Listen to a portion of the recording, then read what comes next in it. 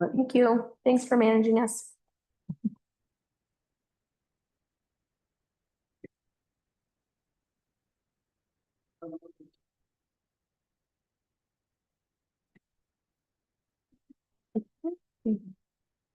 Okay, we are live. All right, time is now 5:59 PM and the executive session has been concluded. The participants in the executive session were myself, Dana Cranker, Ron Wakefield, Amy Gardner, Jim Harper, trustee George joined us at 5:55, Lindsay Halverson, Melina Marks, and Carl Schnicker. For the record, if any person who participated in the executive session believes that there was any improper discussion or improper action in violation of the open meetings law, I would ask that you state your concerns for the record. All right, seeing no objection, I will adjourn the special meeting. Thank you. Carl, we will reconvene in just a minute, Carl. Perfect.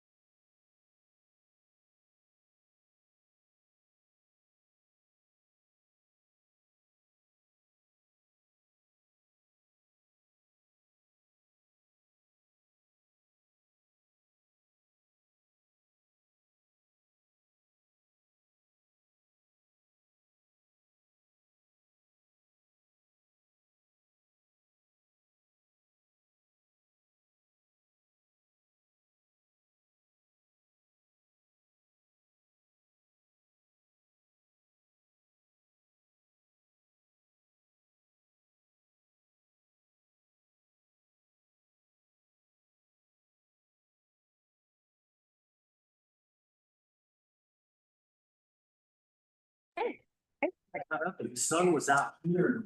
Oh, this isn't half bad. Are we recording and on YouTube? Way in back until. Yep. It Great. was wet. Okay, and Carl is with us? Yep, great, okay. All right, the time is 6:06. This is a work session. All of the trustees are here. We don't need to take roll call for work session. Great. So we have a lovely crowd with us. We love it when people come join us. And anybody on Zoom. So the way this is gonna kind of work is we have a little bit of a staff presentation, kind of an overview of how we got to where we are, why we're here now. And then we'll open it up for public comment. And we'll do it kind of like we do a regular meeting. You'll have 3 minutes. You can come up to the podium. If you're on Zoom during public comment, you're welcome to click the raise hand button and we'll promote you to panelist.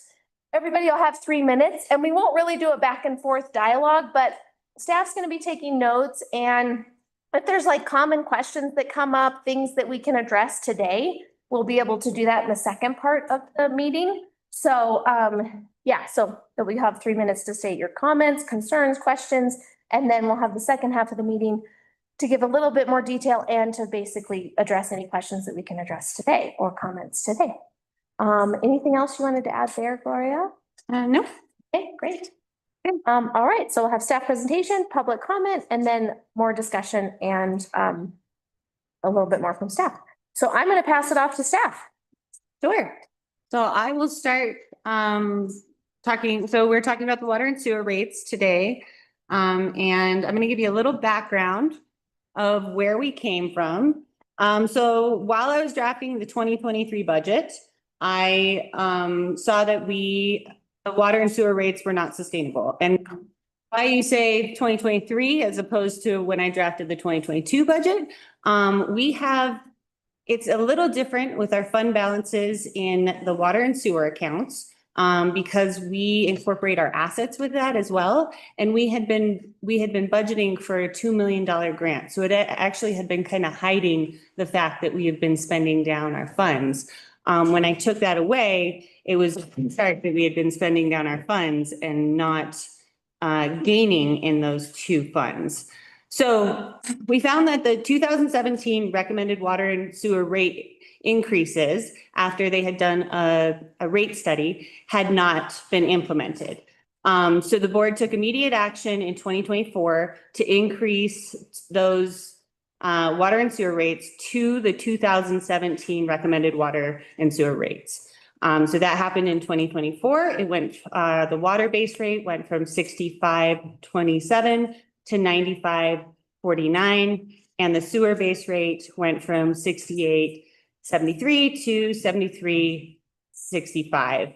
And we did find that since we didn't implement that in 2017, we lost out on hundreds and thousands of dollars worth of revenue, which was very unfortunate. And now we're trying to get our water and sewer funds back into the black.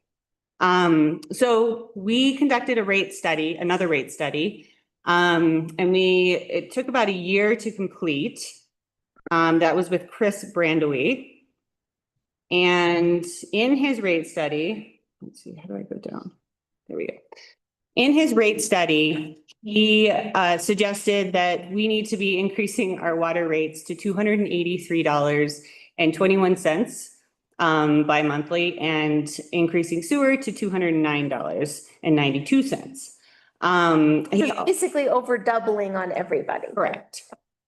And he didn't say to increase it right away, but he did say this is your ideal state in order to accomplish the needed improvements that we've identified, and we'll go through those later. And so it also said to explore the implementation of the EQR system. And this says until meters are fixed, but I want to say this would be in conjunction with fixing the meters.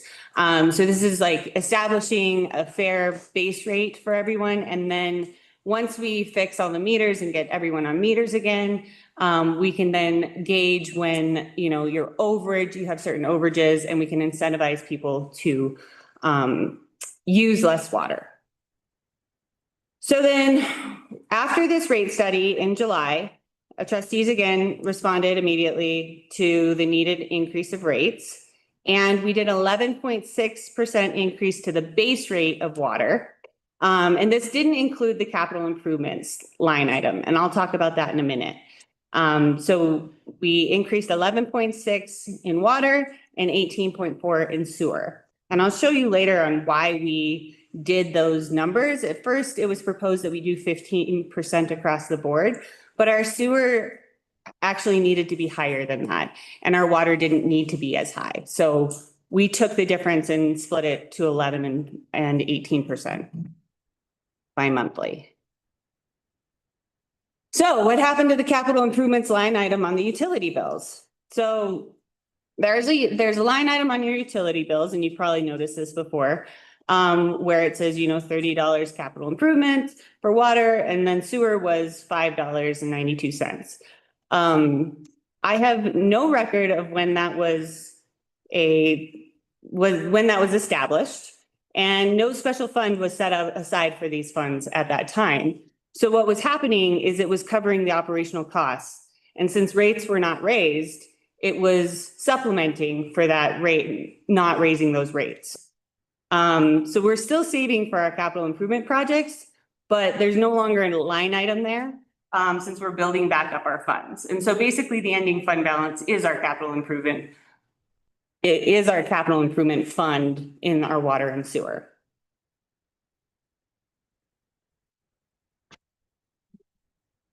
So just a little zoom out on water and sewer funds. They are enterprise funds to, they should act as their own businesses. So the general fund houses our personnel, our streets, our general government operations, our parks and facilities, our community development.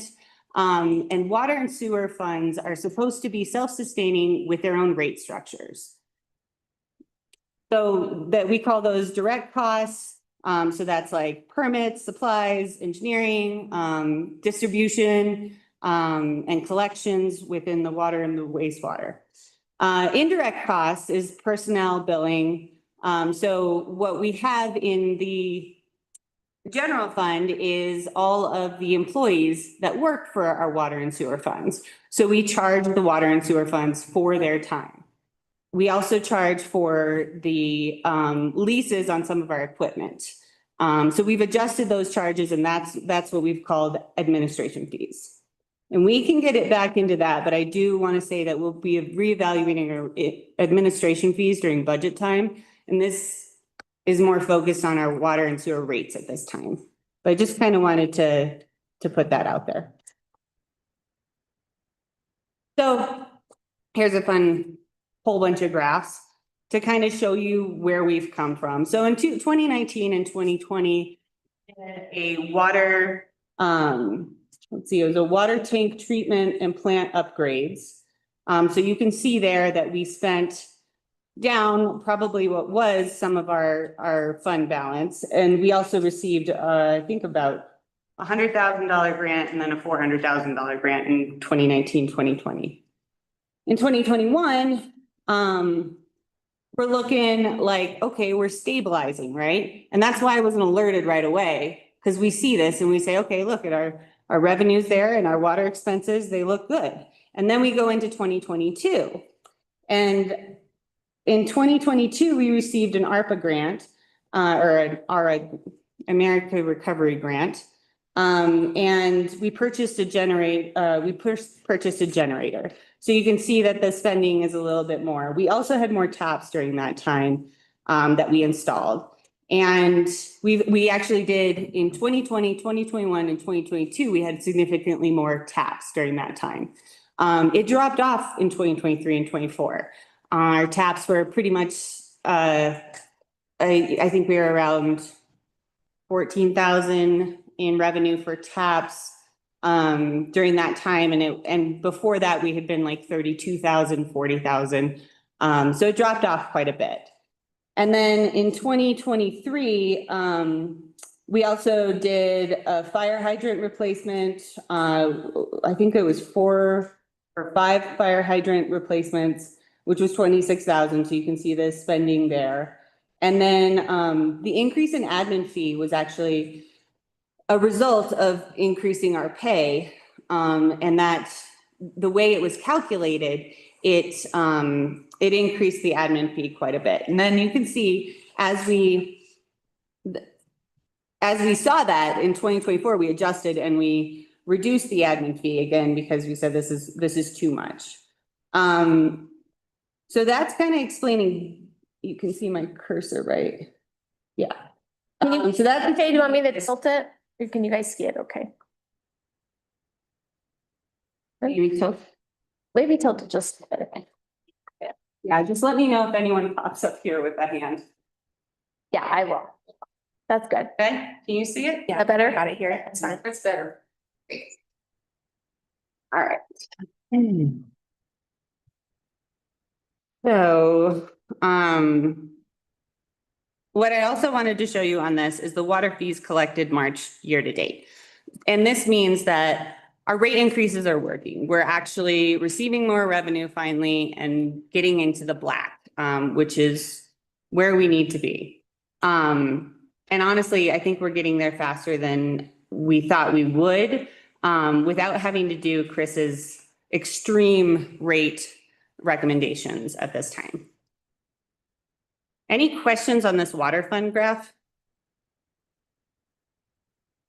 Okay.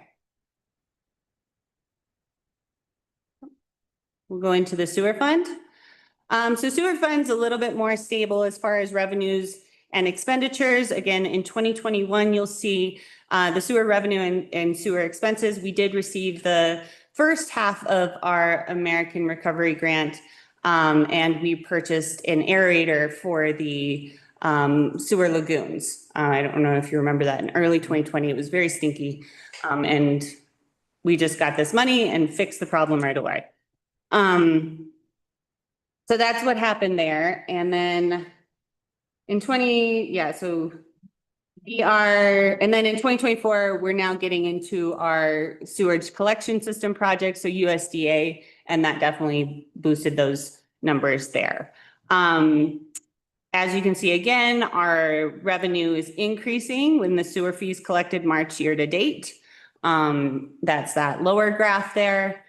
So our rate increases are working right now, stabilizing our funds.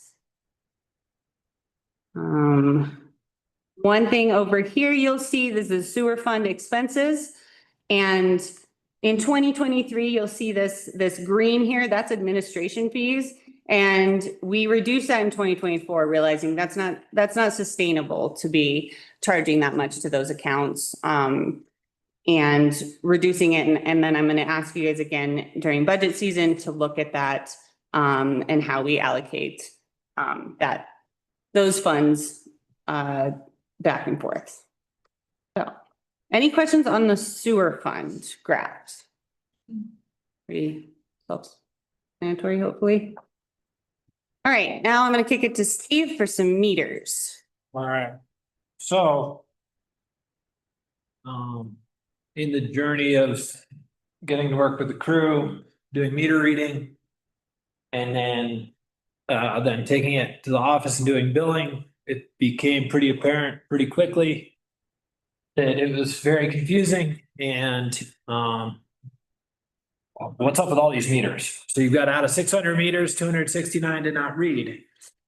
600, nice round number, but if you look on the right, you've got no installation date for 300 plus or minus, and 325 installed in 07, 08, the 20 to 25 year life expectancy. They were dropping off. Folks that were doing the meter reading that I was doing it with, they commented on how much they've noticed it in their short time, like 2 years. And so that is not an equitable way to be billing, because there's nowhere, essentially you only had one base rate to charge when the meter wasn't working. And there's also complications with trying to coordinate the meter reading system with our billing system. I'm still uncovering folks that are paying 2 water rates because they have 2 meters in the system. The other one was never disconnected, and that's from like an array of years.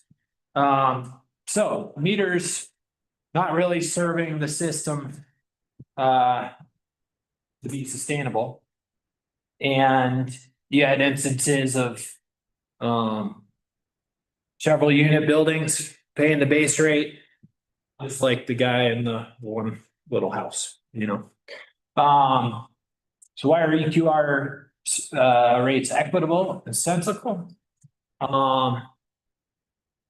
They're considered to be fair and equitable option for utilities because these rate setting methodologies result in cost-based rates that generate revenue from each class of customer. A restaurant, a hotel, they pay different rates based on these parameters, or, you know, qualifications within those organizations or class. Water rates are considered fair and equitable when each customer class pays the costs allocated to the class and thus cross-class subsidies are avoided. Predictability of revenue is a plus. Pretty simple to administer and understand once it's implemented, and you know, there's fine tuning to do. That's why we're here. Legal and defendable. EQR rates are here to stay in some form with or without meters. The cost of a gallon is very insignificant in the cost of the system. So then you're celebrating the person that comes to town 2 weeks out of the year, turns their water on, uses however much water, and then they leave and they're like, sweet, good deal. So this tries to account for sort of a weight, you know, folks' reliance on the system or class reliance on the system. We've got the base rate of 1 EQR. A 1.1 equals the base rate, and this is for water, sewer, and trash, sorry. As you go up 0.1, it goes up 27.56.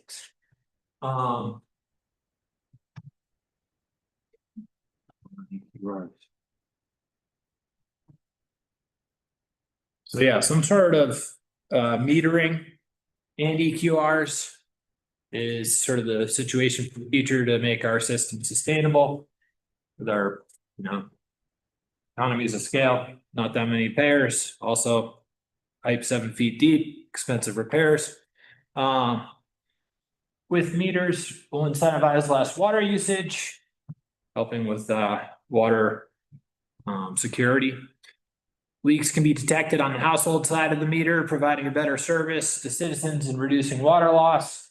I have been researching meters, have found you know, talked to probably 9 communities for one meter company, getting into another meter company, but they talk about data so precise that you can tell if people wash their hands after they've gone to the bathroom. So let's see, we're upgrading our sewer pipes. That's a big cost. I think it's sort of grant loan combo is 4.95, I think, million. Right now, it's somewhere in the 217 is say forgiven and 2.25 is not, somewhere in there. There's also change orders coming because just trying to vet what data is or is there on the pipes and what kind of prescription has been applied to the pipes, where they're doing full replacement or just lining. So there's some variance, but that's starting to run up on time for that. Planning for a new wastewater treatment plant and planning for water supply resiliency.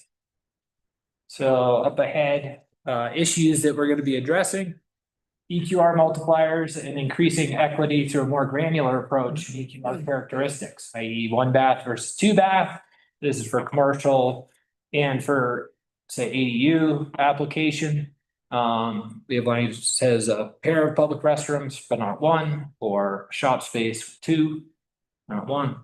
A more granular approach to EQR multipliers for commercial space and square footage. RV workforce housing EQRs. Land investment fees and EQR multipliers.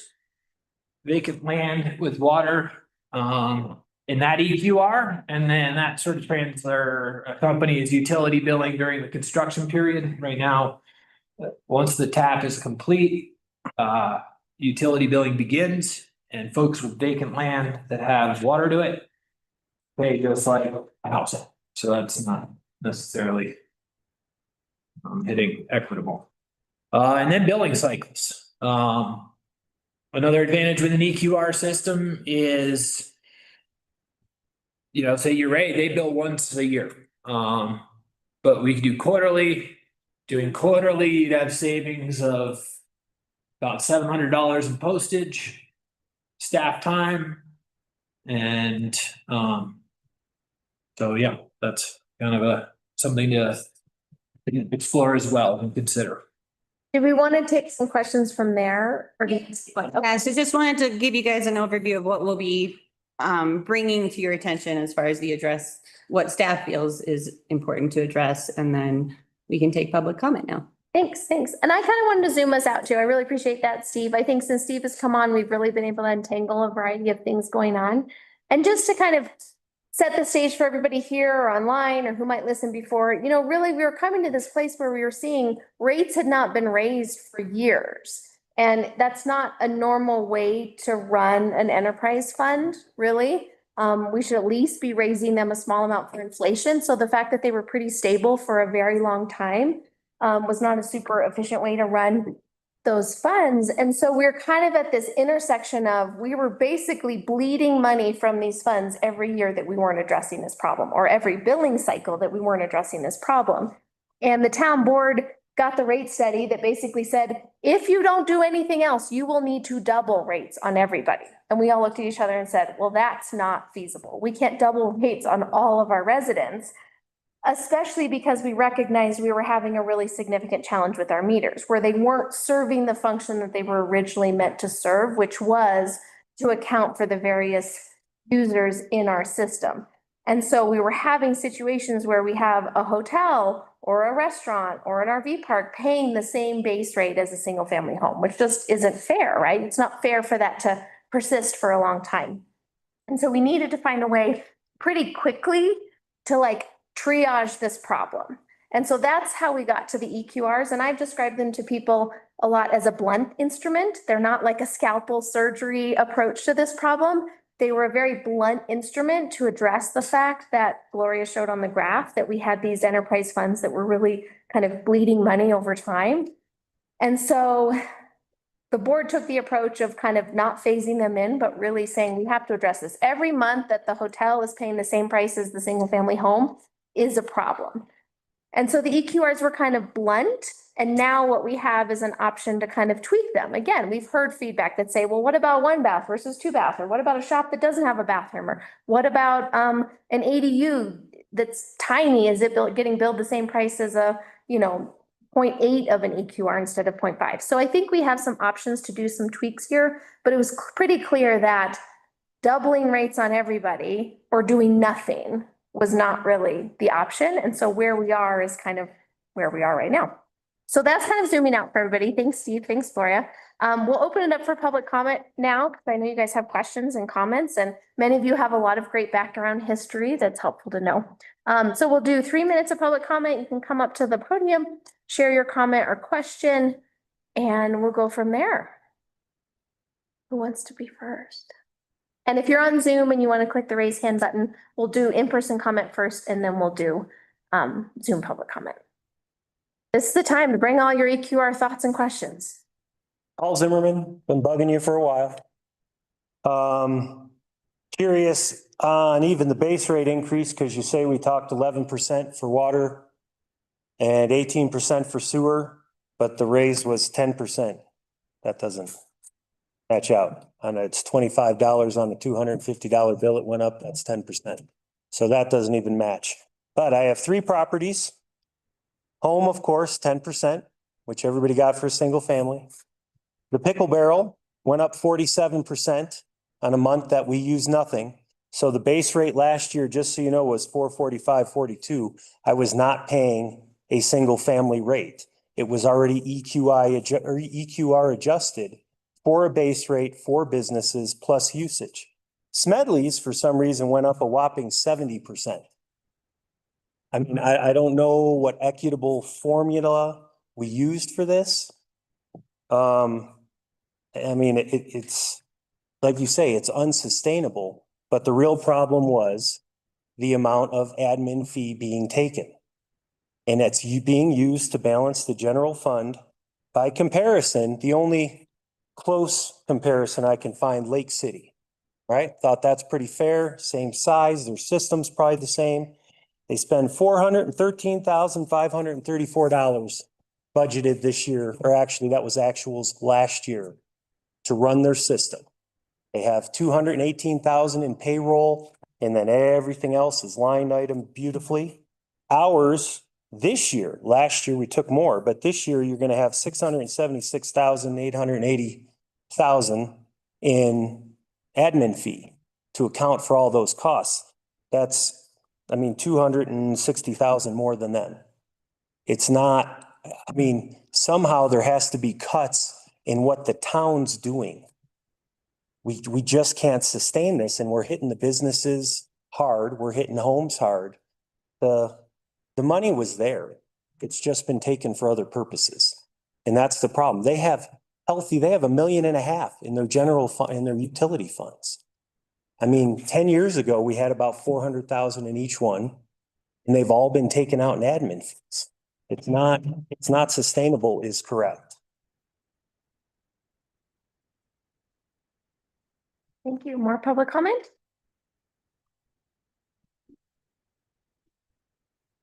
Joe Archuleta. I think, some of the issues that are happening here is trying to get an EQR system in as quickly as it was. One of the things that was said earlier that isn't right, if a meter was down in a hotel or a business, the EQR rate is also based on trash. So if a hotel has 10 EQRs for water and sewer, they should be being billed 10 EQRs for trash. The thing is, when the meter went down, what was supposed to happen, it showed no meter reading. Then that facility was billed 10 EQRs for water and sewer. It was an incentive, it was a reason to give the property owner some push to get his meter repaired. For there to be 70% around there of the meters not working over time is ridiculous. There's a way that should have been done, and if the board or whoever had to implement it, that the public works director needed to come and say, hey, this meter thing ain't working. We got to start charging the property owners. When the meters went in, it was always known that at one time the meters would go bad and the property owners would have to pay it. If you're a family and you're paying $150, $200 for a meter, or if you're a business and you're paying $400 for a meter, that's a hell of a lot better than what you're paying right now, especially for businesses. Businesses are getting killed, and it shouldn't happen that way. And I believe everybody needs to look at it and say, are you paying for storage? Are you, what, if you have, are you going to start charging a storage unit for water and sewer because it's a storage place? A lot of these places have a lot of storage area. They only have one bathroom, one facility in their place, and they're being charged 2 or 3 EQRs. It's not that difficult, and I think the town needs to themselves go out and do a survey of the buildings and stuff and do it themselves and come up with what both the property owner and the town agree is equitable for EQRs. To do a survey just on the internet and everybody sending information and then nobody really quite understanding what there is, isn't the way to do it. The way to do it is to do the survey. There was times when there was an EQR system in the town and the businesses were the only ones that were metered. There's ways to make this fair for everybody. And when the businesses are being told we can make this equitable in the wintertime because you turn your water off. Well, what do you have to call the town and physically turn it off? Or you just know that there's no water usage being used there? If you have 3 businesses and 2 shut down, well, are you still getting charged the same EQR rate? That was my time. It was, sorry. Thank you, Chief. We try to keep it equitable. Fair. Thanks. My name's Jim Loki. On the Red Mountain Motel. I have 2 sections, so basically 2 different companies. Both of my facilities have the same amount of use. And what I mean by that is I have the same amount of rooms, RV spots, cabins, and in lower camp, I have the same amount of RVs. I've been here 25 years. I can tell you that every single person on my property, when it's busy, is going to eat dinner. They're going to take a shower. They're going to go to the bathroom. And they're all about the same. If you walk out and you look in the morning, everybody's got a bag of trash. Everybody ate dinner. Everybody took a shower. There should be no reason for an RV site, a cabin, a motel room, whether you're cooking or you're not cooking, because everybody does about the same thing, whether they just took a kitchen because you didn't have a double bed or something. But in general, public, they all use about the same amount. And I like the fact that, and I've gone over this with Steve, to have everybody on the same cost, whether it's when we're open or whether it's when we're closed.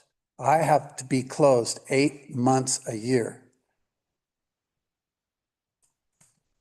That's a lot of money to be closed. It's not worth me to stay here in Silverton and pay 8 months of fees like this when I'm on year 3 of a loss. And a lot of these people would agree with that right now. We can't sustain the whole bombshell right now. Do we need to look at going up a little bit and take care of business? Yeah. So I really want to see those meters stay. My meters work. I've even offered to help where we can bring meters from. Because we can't stay with what we're doing. We have to revisit this. I can't pay this much for trash on lower camp and the same amount, a little bit more on upper camp when I have 1 can down at lower camp and I have 2 cans at upper camp. This is just an example. They're not full every day. People don't use all the facility and count everything every day. I used to think that would be a cool idea when I had so many spots and I counted that doesn't make that much money every day. It didn't work like that. It didn't even come close. I have 2 cans on upper camp because I have a lot of families. And I have them go to certain places. That's why I don't have a bear problem. And I have 1 can at lower camp. I have 2 for safety full. So maybe we could revisit some of this. Thanks, Jim.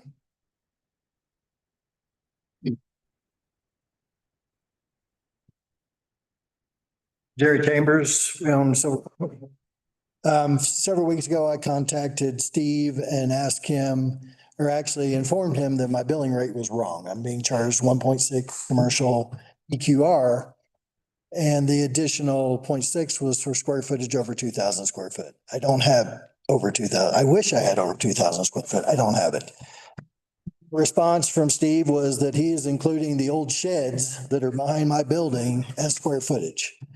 I think I'm fairly intelligent, but I guess you guys might need to dumb it down for me a little bit, but I don't know how those sheds produce more sewer, water, or trash. It makes no sense. We have 1 toilet, 1 sink for us only. We don't let the public use it. Last month, as silly as it sounds, we put a clipboard in there. Every time somebody went to the restroom, they put a hash mark. So we had 58 flushes in the month of April. We got about 1.5 gallons of water per tank.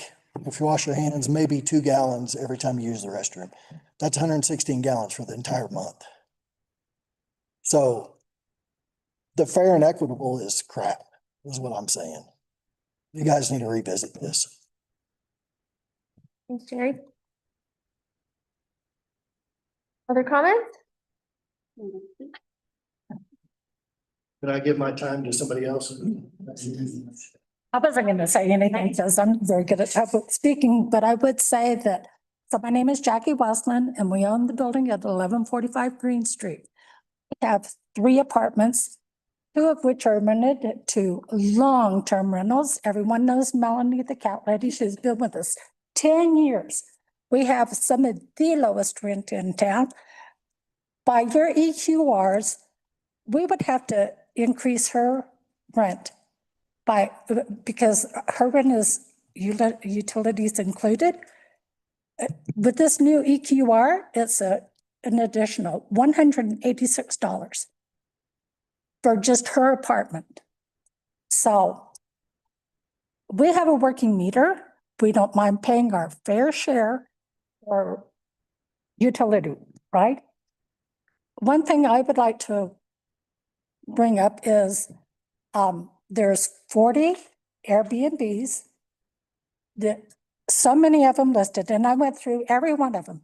2-bedroom, 1-bath, sleep up to 6 people.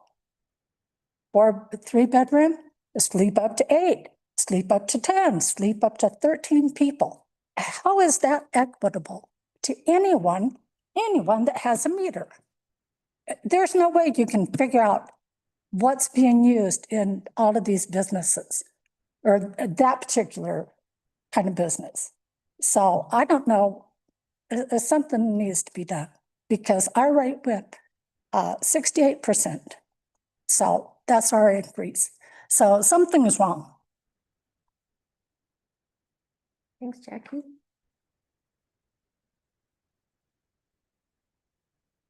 All right, take your time, Austin.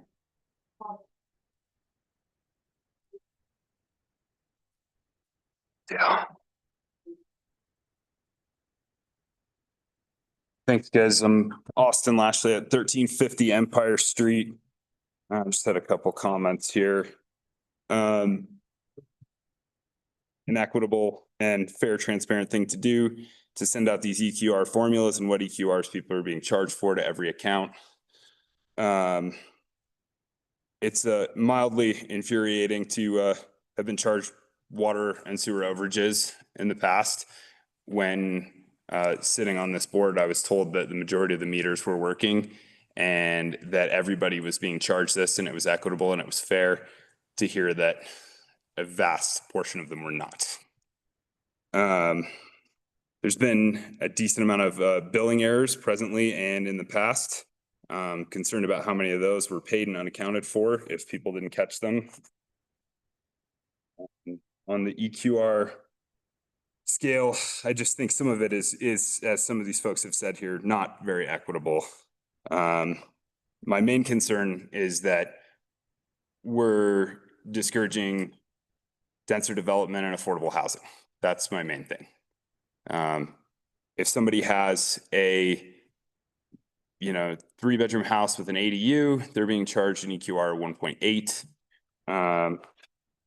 A restaurant, with 100 seats is being charged an EQR of like 3. And I just, the amount, of use is being charged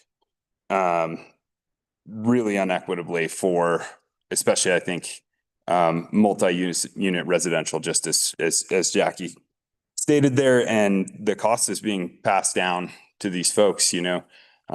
Jackie said $181 for 1 unit on hers. I'm not gonna necessarily go exactly by the book of like what people are paying, but the average 2-bedroom rent in this town is around $2,000 a month.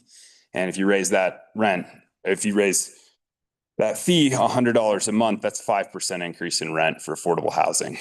It adds up, and it's just, I hope that we can look at some of these things when we look at, just modifying or changing some of these EQRs a little bit. That our restaurant and brewery was being charged less than our multifamily residential house is frankly pretty much insane, especially when it's a brewery that, utilizes national average is 10 to 12 gallons of water per finished gallon of beer. And then the amount of traffic that we get when the train rolls into town and the lines out the door for the bathrooms.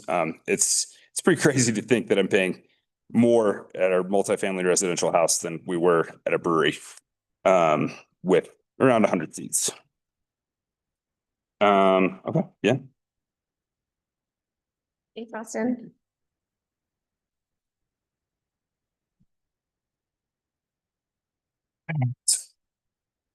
I'm, Hi. I'm here to talk about the Pickle Barrel and Smedley's. So my restaurant's not open in the winter.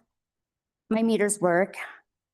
For January and February, my water bill for the Pickle Barrel, which wasn't open, went up 47%.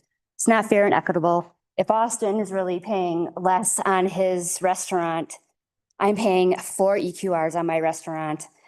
That's not open. I pay for trash in the winter, 4 EQRs that I don't use in the winter. Year round, I pay this. So I have gone from a water bill for 2 months. I went from a water bill of $469, water, sewer, and trash, to $795. It's not open. It didn't use a drop of water. It's not open. I don't know how this is fair and equitable, and I don't know whose water bill I'm paying, but I'm not paying mine. I didn't use any. My ice cream parlor for January and February, and I don't know about anybody else's business, but my business was down in January. My hotel rooms were down, went up 70%. I don't know how we can afford this. We make most of our money in the summer, so we budget what we have for the winter. How do I budget this kind of bill? I can't, do I put on my bill when I give my customer, I have a water and sewer bill, you're gonna have to pay $2 extra, I'm sorry. I don't know how to do this. My water meters work. Can we go back to, we pay a base rate that should cover the cost of running our water plant. Besides what we're using, can we not go back to using the meters? If I even opened for dinner, there was no way I would give out water goblets at this point. I can't. What does our base rate even cover at this point? If you're going to do if you're going to do an EQR on top of it and meter it, I feel like you are just gouging the businesses to plump up our water and sewer bills or your funds. And I don't understand. I feel like you are so anti-business. There's so many reasons for us to not be open in the winter, and one of them is the utility bills. Besides the propane bill that just went skyrocketing. I don't understand. I feel like you hate us. I feel like, we are not guaranteed a certain amount of revenue. Anything can happen to shut our business down. And yet now we have this water bill. Used to be, we only paid for what we use. Now I'm going to pay no matter if I use it or not. It's crazy, The Paskey could close, a fire could happen. And somehow I'm still going to have to pay an $800 water bill, whether I use it or not. I'm floored. I wish that we could redo this. You're punishing us for not being open, and you're punishing us whether we use it or not. There's no incentive to not use it. I could just go and turn the tap on. You'd never know. You're not reading my meter. Thanks.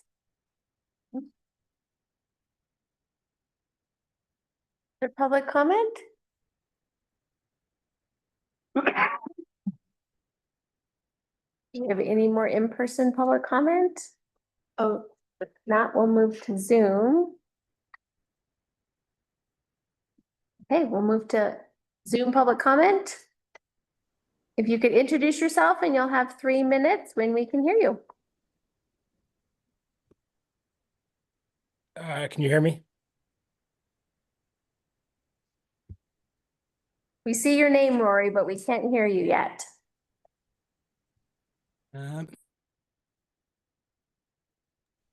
Hello, can you hear me? This is Rory Cowie. Our volume up? We'll just give it a minute, Rory. We can see you. I don't know if you can hear us. I can hear you. Carl, can we test it with you? Can you try unmuting real quick and see if I can hear you? Yeah, hi, I can hear Rory. No, we can't hear you, Carl. Okay, hold on. Seems to be a problem on.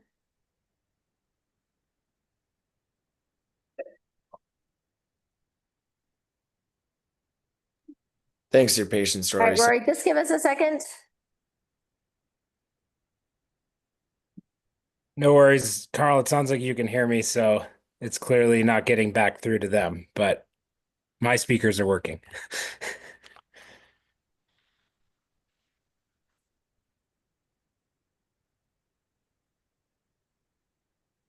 Okay, try again. Can you hear me? Yes, There we go. go ahead. Hi, my name's Rory Cowie, 1306 Cement Street. First wanted to start off by saying thank you for bringing this back up after public comment from a previous meeting. I appreciate the opportunity. Thank you, Steve, for your work you're doing. And I do appreciate the refinement of the EQR codes to the 1/10 whole number rates. I agree with Austin that the decided rates used should be presented to people before receiving the bills at each individual residence. On the side of affordable housing, I just wanted to comment that my affordable ADU, the increased rate of 0.8% on a 200 square foot ADU with one toilet is equivalent to 26% of the rent that I charge on that property. That would be a 26% increase if I needed to add that on to the rent.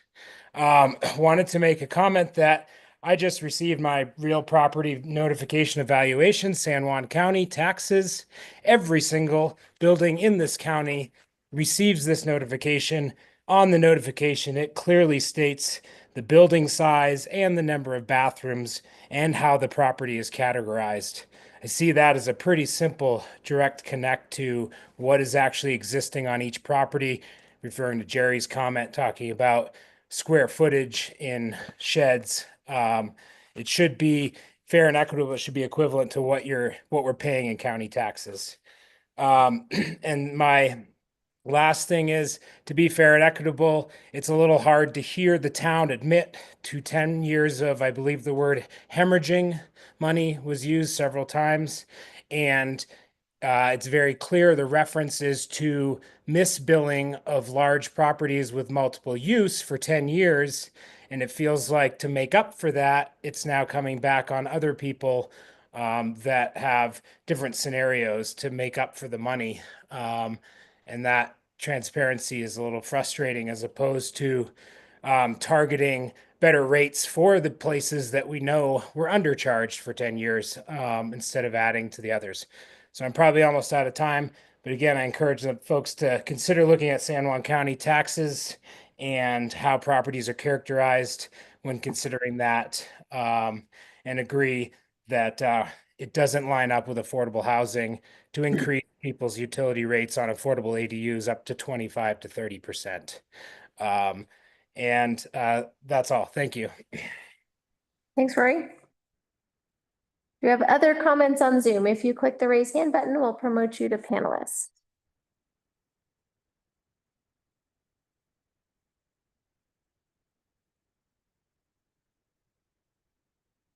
Can you see it okay, Gloria? Yeah, I'm gonna have to drag it over here to, there you go.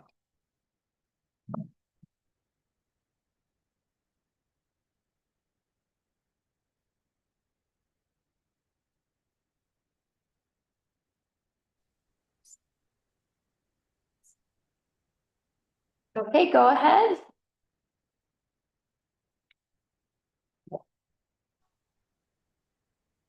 Cool, am I on? Yes, we can. Go ahead. Okay. Sorry, I just have a kiddo on me trying to go to sleep. But this is Casey Lashley at 1350 Empire. I think what Rory just said and a lot of what everyone has said, like the folks at the Pickle Barrel and constantly things being handed over to the businesses is very true. I think for Austin and I were kind of sitting back like glad we're not a part of that part anymore because it is extremely frustrating to constantly feel like because of mismanagement of funds and budgeting, the business owners just have to suck it up and take the hit. And that's super frustrating. And then I also just wanted to voice that sometimes I feel like, for us, we're providing affordable housing. And as Austin had just said, we're going to increase our housing to what it has to be because I can't continue to lose as much as we are. And I think the most frustrating part of it is that these charges are being advertised as necessary for infrastructure upgrades, but the majority, from me just reading through this packet and previous packets, I'm seeing that the majority of these funds are being used for administrative costs and salary increases.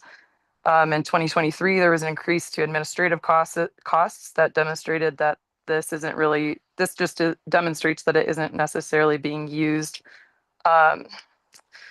for what we're saying it's being used for sewer and water issues. So, oops, oh my God. All right, that's the end of my comment there. Thank you for your time and thank you guys for bringing this back up, as Rory said. Thanks.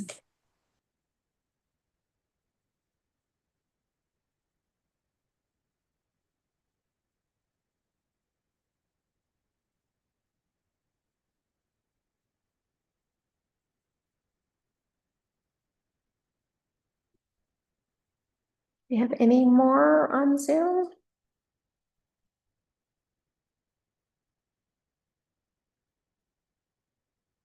All right, if you're on Zoom, this is your last call to raise your hand and you can take public comment. Otherwise, we will be closing public comment. Okay, I don't see any more raised hands. So thanks for everybody that just wants to listen in. We appreciate it. All right, so I heard a couple themes there, and I think there's some opportunity for us to kind of address some common things. So a couple of things that I wanted to point out is, you know, I very much hear the sentiment that like it's really hard to pay a bill when your doors are shuttered. And I'm very sympathetic to that fact, whether it's a resident that's here seasonally or a business that's only open here seasonally. I think the thing we also have to account for is that the system costs what it costs year round, whether someone's using it or not. And so we have to make these investments. We have to pay for it. The staff has to be paid. The trucks have to exist. The treatment plant has to run, whether someone's using it or not. So we won't, because we're such a seasonal economy and we have seasonal residents, we will never be able to really be in a usage-based system only because the system costs what it's costs. And so I think we've dealt with that in different ways through history with meters, with base rates, but we'll never have a strictly usage-based system. And even some big do EQRs and have base rates and then do usage-based on top of that. And then I think, so that was kind of the seasonality. One thing the board tried to do to adjust it, I realize it might feel token to some, I recognize that, is that we said, okay, we recognize there's a seasonal component to our businesses, so we're only, and to some of our residences, so we're only gonna charge 75% of everybody's EQR. So we calculate everybody's EQR and we say, okay, recognizing there is a seasonality, even for businesses that are kind of almost open year round, there's a seasonality, and so we're discounting at 25%. Again, if you can only be open, you know, if you're closed 8 months of the year, that doesn't feel very great to you, I get, but that was one way that we tried to account for it. And then I think another important thing to me, I heard a lot of themes on kind of like, it feels like the businesses are bearing a brunt of this. You know, we have raised rates on the residential users as well at a certain level. And it is a fair fact to say we're kind of all recovering from not raising rates in the past. And so we've all, depending on how long you've been here, we really should have been raising rates overall across all types of users over time to account for the increase in costs for maintenance that we need to make, et cetera. And we weren't doing that. And a thing that really came out in the rate study was if we didn't make some real changes to our rate structure, we wouldn't qualify for the loans and the low interest loans and the grants that we're going to need to fund our nice big wastewater treatment plant that we're going to need to fund. So it was kind of this idea like our rate structure was such that we would not be eligible for some of those low interest loans and grants. And so we would have to, even as citizens, residents, businesses, pay even a greater share of that infrastructure cost in the future if we didn't adjust our rates. So that was one piece that really over time, it helps us get hopefully a good portion of that multi-million-dollar investment paid for, not out of our pockets. So those are a couple things that came up to me of just kind of clarification. But I wondered if trustees had questions or if there was some stuff staff wanted to share. I had some questions too, but I'll let my colleagues speak or if staff had any clarification or. I think I had a clarification. One thing I learned being on the Public Utilities Committee was that we had a base rate and then you only paid with your meters your overages over 10,000 gallons, right? So when you had like, I got a lot of comments on like conservation and that need. And so there wasn't an incentive in the original structure to conserve water either, unless you're going over those 10,000 gallons, where then you'll be charged. And with a lot of the meters not working, we weren't able to fairly say who is using more water than others, because it could be a hotel's meters not working, but a single family home is, and so a hotel could be going over that 10,000 gallons and we wouldn't necessarily like be able to charge for that. So Just maybe just the clarification on conservation incentives in the old system as wasn't really there either, even if we want to try to move to that in the future. So I'm being punished for somebody else's meter not working? Is that what you're saying? Nope. I think you're being billed using a lot of data. The data began back when people went out in a rowboat with a plumb bob and they measured acre feet of water in a pond reservoir, right? Now we have all this technology. We don't need a guy in a rowboat and a plumb bob. I share that because it speaks to how long people have been collecting data. I have a hard time entering some of these rates on businesses. And when on a lot of them, I've gone back and looked for some sort of meter data that actually you're like, okay, here is 3 years. Or, it's defined more than 3 years of consistent leaks. Another issue is Americans use a staggering amount of water, right? And so when it comes in to the office downstairs, it 23,000 gallons. I'm just gonna stop you because I actually used to do the water billing, so I Okay. understand. Great. And I actually have all my water bills. Cool. I'm telling you, my water meters work. And so if you're telling me you're only charging me 75%, my water bill is gonna get higher? I'm telling you, So we're a charging, lot of data in water management. So these aren't like throwing darts at a dartboard. URA has been using an EQR system for over a decades at this point. And we actually aligned with theirs.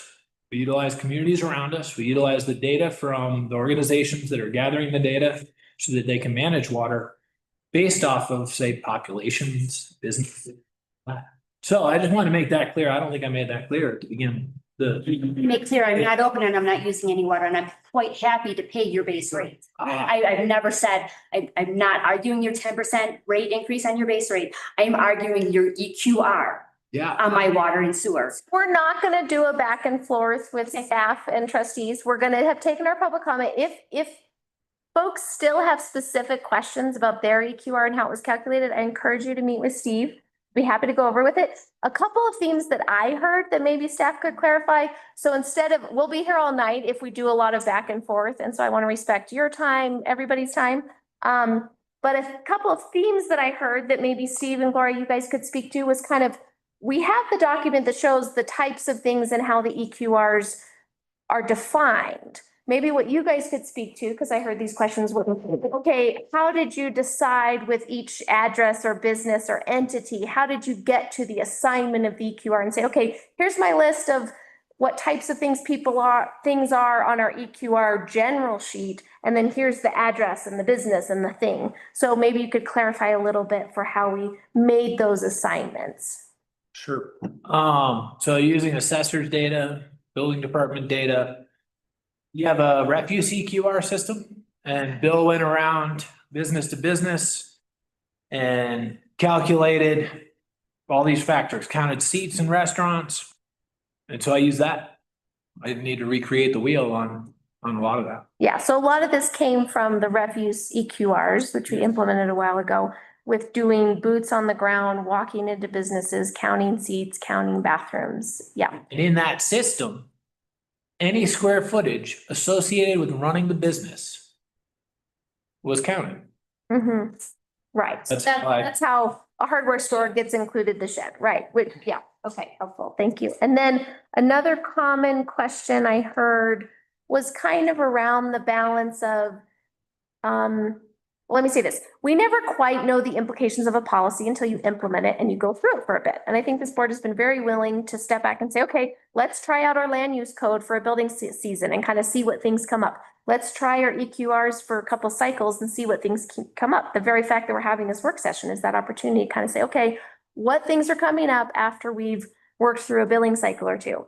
And so a question that I had is kind of this dynamic around, to Austin and Casey's point, around multifamily units or, like a 3-unit thing. We're not necessarily talking about the Highlander as a big apartment building, but talking about a little ADU or 3 units on a property and how that is different to maybe how a restaurant is getting built. And so do you want to speak to that a little bit, Steve or Gloria, on kind of what we're seeing in billing relative to housing and some of the other businesses? Does that question make sense? And I think we're planning on covering some of those. Next. ADUs, storage space. We have a couple slides. Well, okay, we have 10 slides to go over with you all with all the issues that we've identified and that have been brought to us. And so maybe it's a good time to jump into that real quick. What does the board think? Go for the next couple slides and then. That's what I was gonna Yeah. suggest. Great. All right. Thanks, Steve. I probably won't be able to stay for much longer, but I did have kind of just one like kind of EQR question or that Steve might be able to answer. Just the residential square footage of 2,000. Just curious of like why that number of 2,000 was chosen as a square footage, just because like the average lot in town is 2,500 square feet but yeah, just curious what the thought was. For the commercial space. For the commercial spaces, yeah. Yeah, believe we used Urays. That's what was also bill used for the refuse. And so one of these spots of like more granularity to more equitably. Next.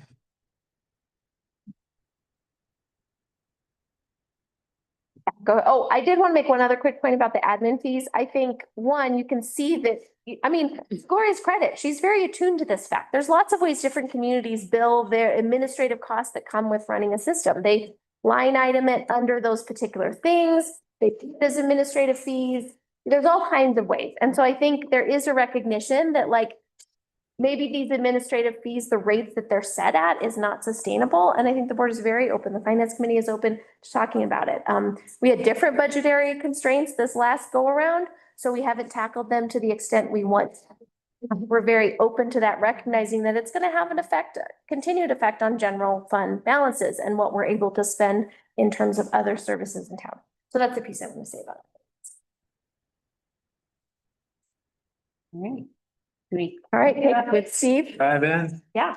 All right, land use code and ADUs purpose, the creation of legal accessory dwelling units.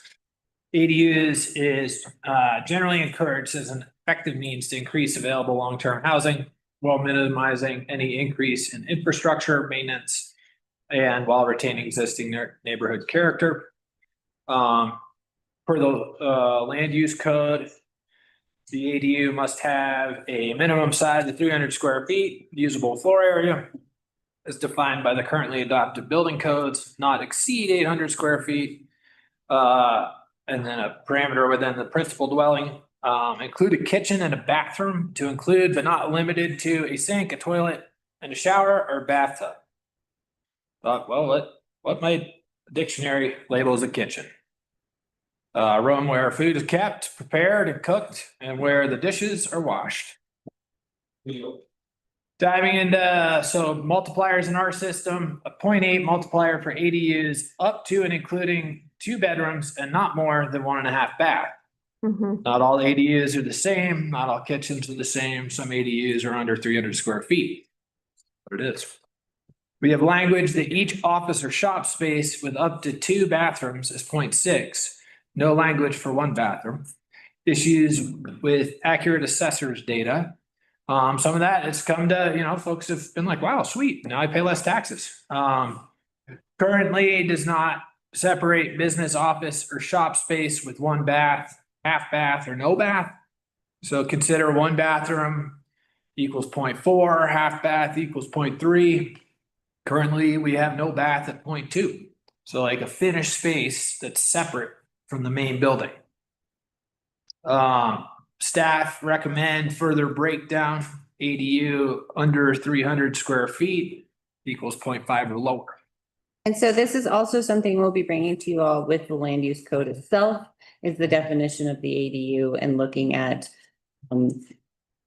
less square footage than 300 square feet. And I think it's important for everybody to remember when we started this, fairly unfairly, again, what we started with was a very blunt instrument to deal with a significant problem that had been deferred for a long time. And I've had multiple conversations with people that are like, I'm a single person living in 1 house with 1 bath, like single family homes are all the same base rate, right? Whether you're 1 person living in or like in my house, 5 people living in it. And so it's been a blunt instrument with the potential for more refinement. Yeah. I guess this is where we would kind of pause and see how this, what reactions you all have to this information about potentially considering a breakdown or reducing the EQR for ADUs under 300 square feet.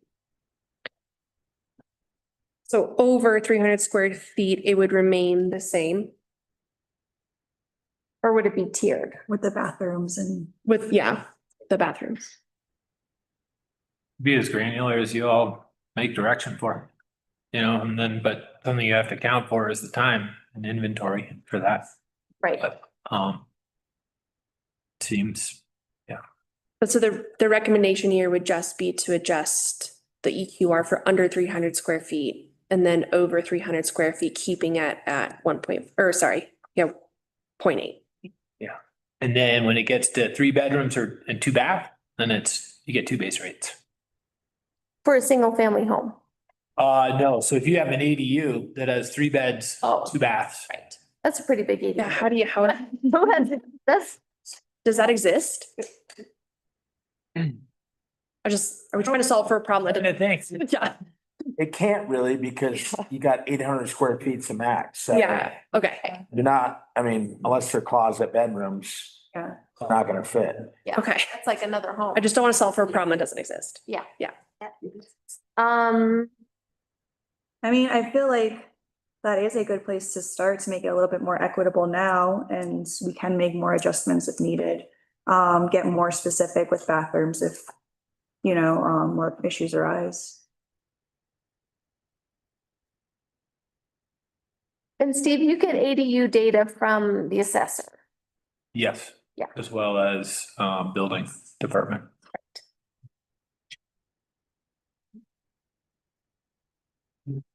Got a question, I don't know.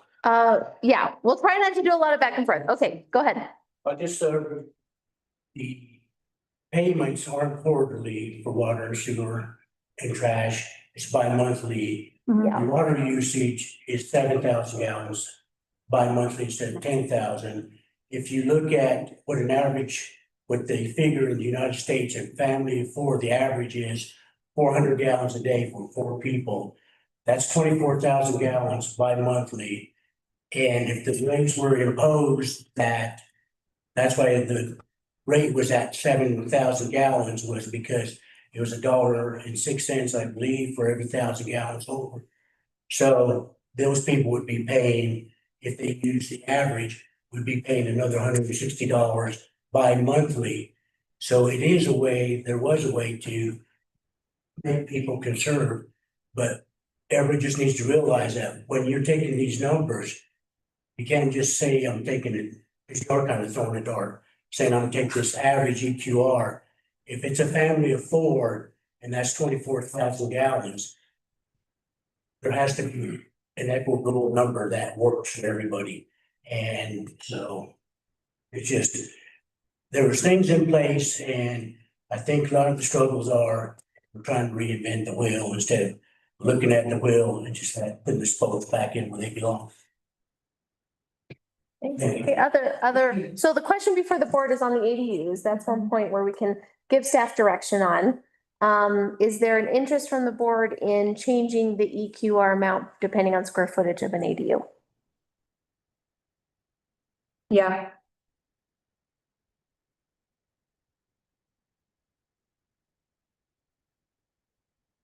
Speak now. I mean, this is this is a decision-making point, or we can talk about this again on another agenda meeting.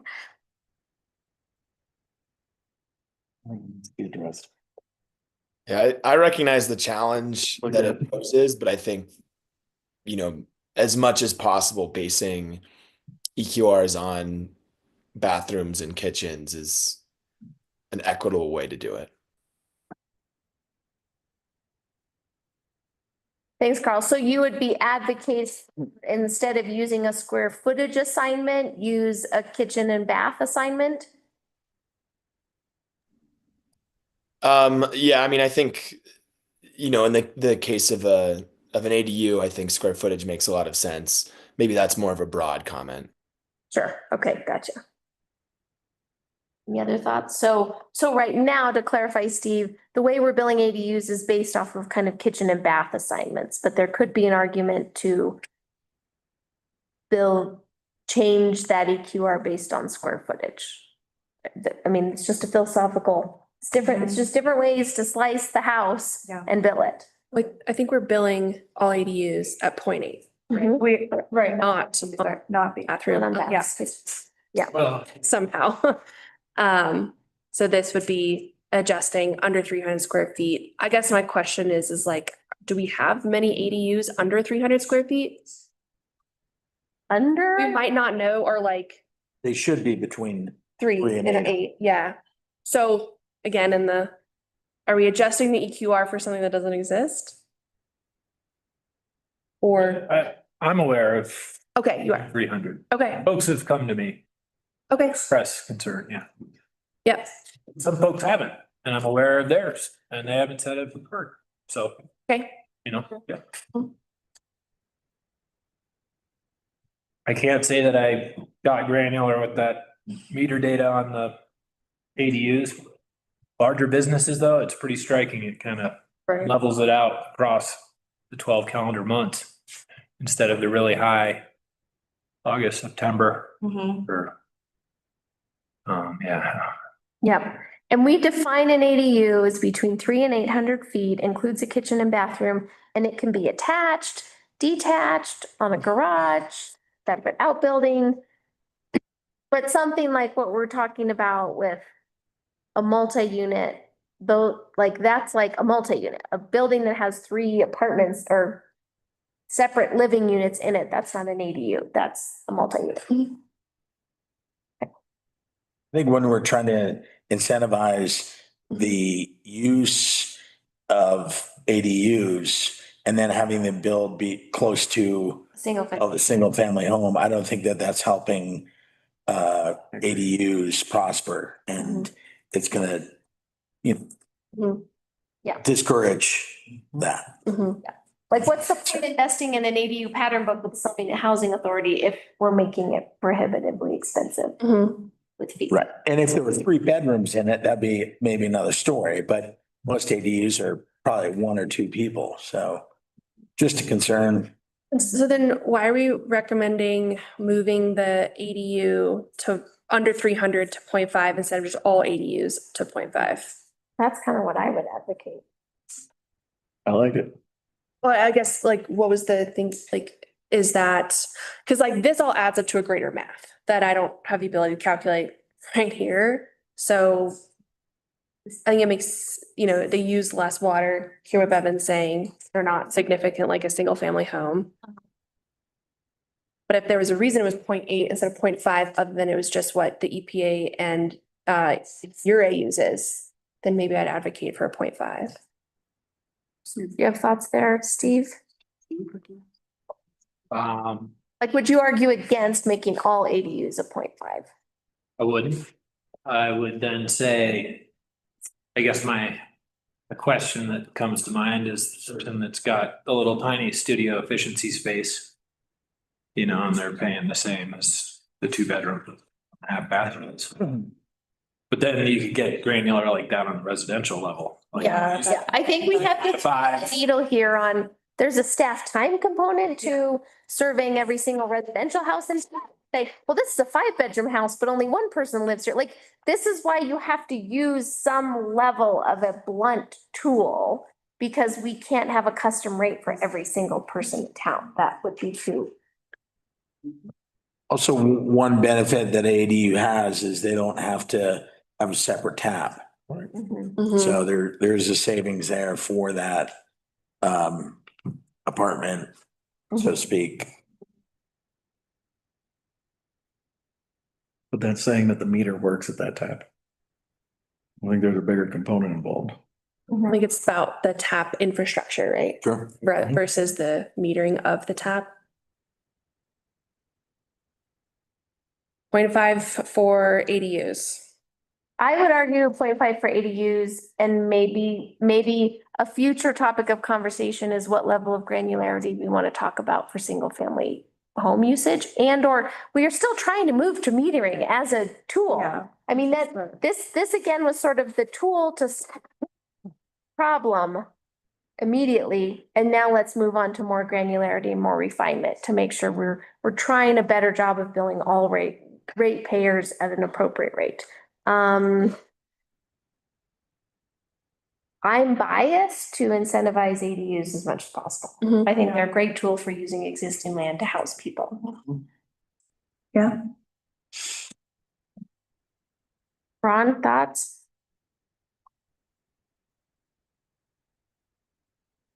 That was a big sigh. Same respect, they're using the sewer lines, they're using the water lines. And I understand the purpose of an ADU. But you can have an 800 square foot ADU with 2 bedrooms, 4 people living in it.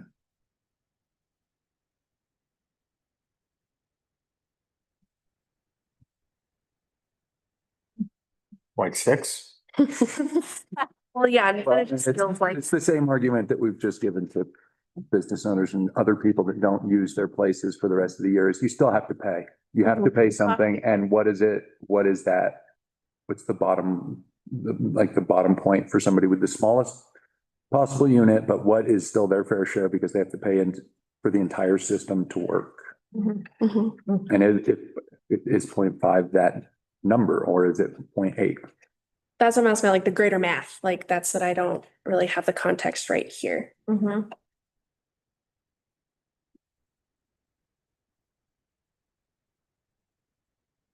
You don't have to make any decisions tonight. If this is something that you want staff to look into more, we're just raising these issues and trying to gauge where you guys are at. And maybe with our resolution that we come up with after this, we can look into it a little bit more granular.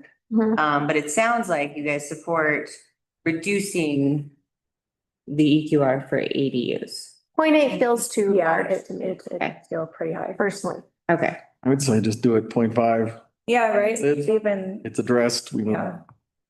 I'd agree, Jen. Oh. Got a turn.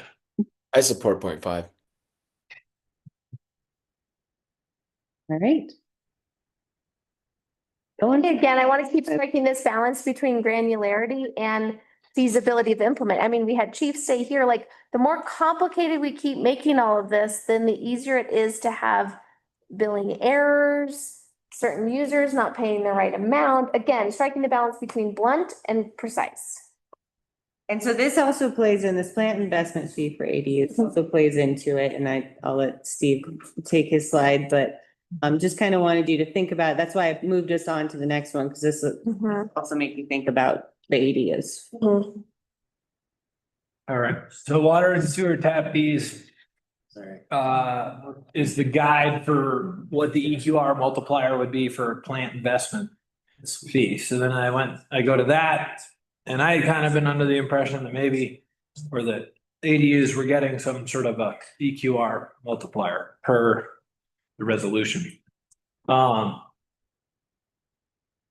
So the question is, do trustees want to apply an EQR multiplier for plant investment fees for properties that are not built with commercial customers, not billed in conjunction with commercial customers?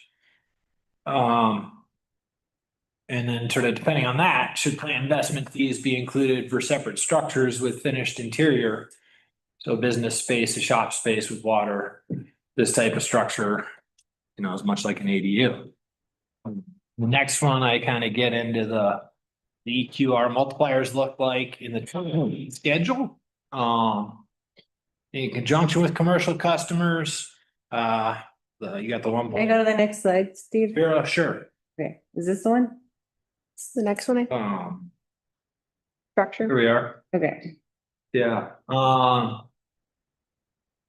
The base fee includes first unit up to and including 2 bedrooms, not more than 1.5 bathrooms, 0.8. So essentially the same as our billing EQR model.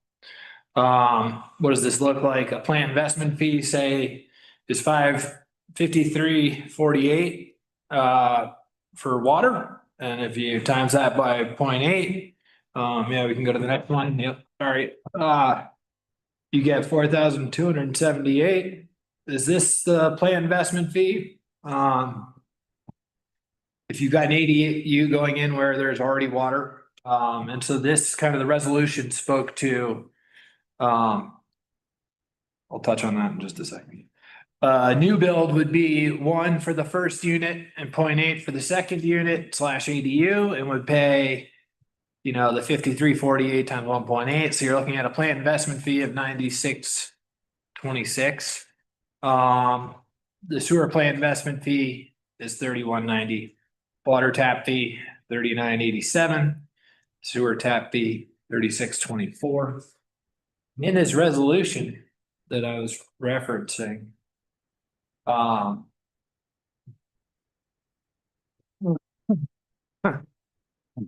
it talks about you can now share taps with an ADU, accessory dwelling unit, utilities and service charges.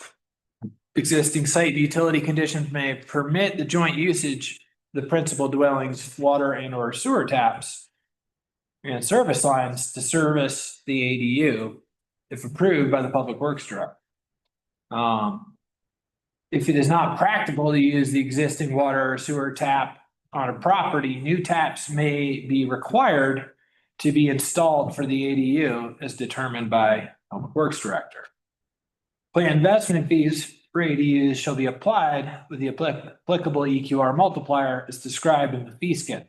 That's in the resolution. Yes, the resolution, whether the main residence and ADU taps are shared or separate or new or existing construction.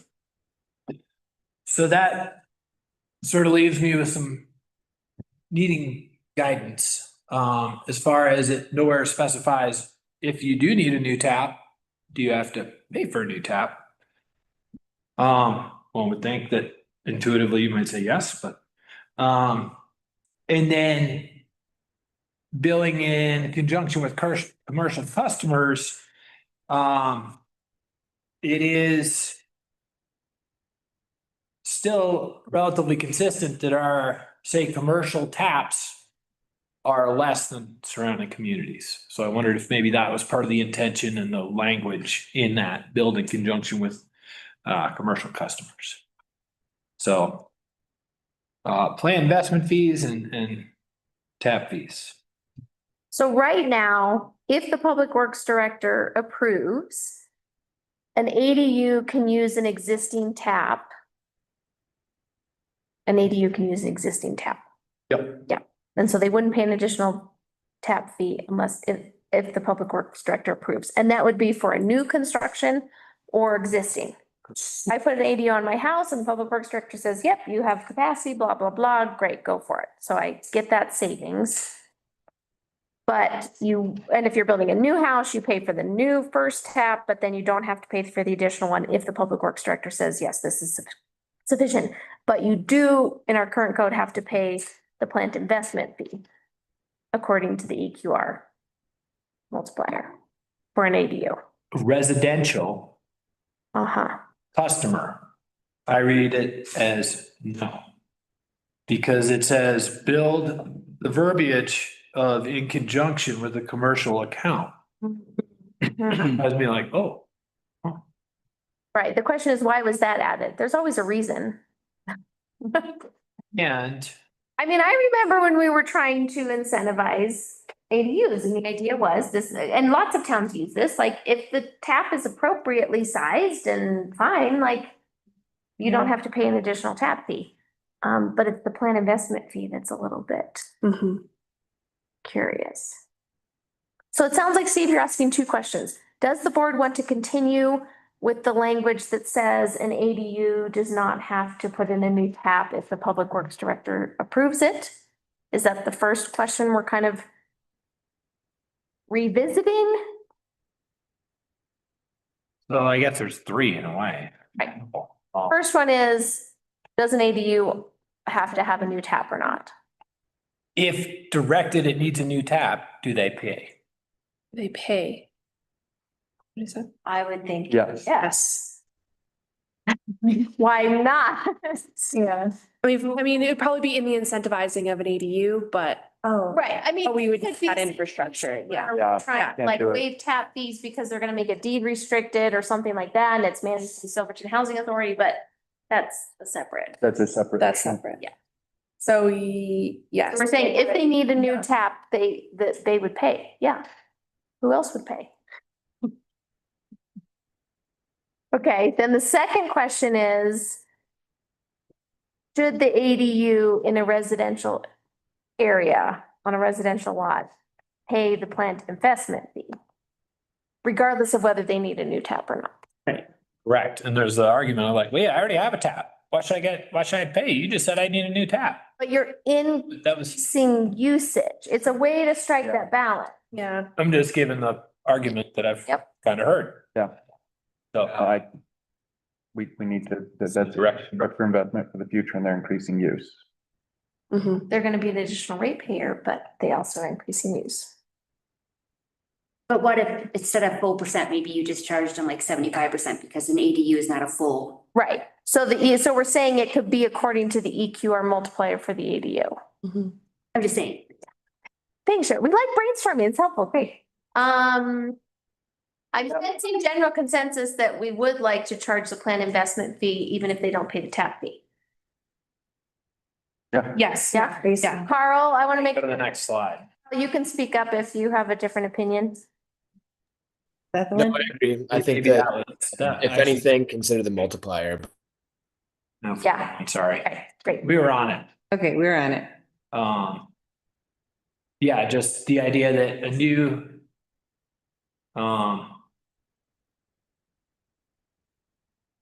sorry. The ADU has the opportunity to be metered. So even though it's on one tap, it's wide off and both residents would get metered, Yeah. once those are. Yeah. All right, so I'm sensing consensus on if the public works director signs off on it, they can use the tap. That's one area for savings. Yes. And consensus on, we still think that do the plan investment fee according to the EQR multiplier, regardless of whether they're paying the tap fee and getting a new tap. Yeah. Steve, and regardless of whether you're commercial or residential business, if you're putting an ADU on. We want to remove that language, like the residential. Yes. Little. Does that feel clear, Steve? No.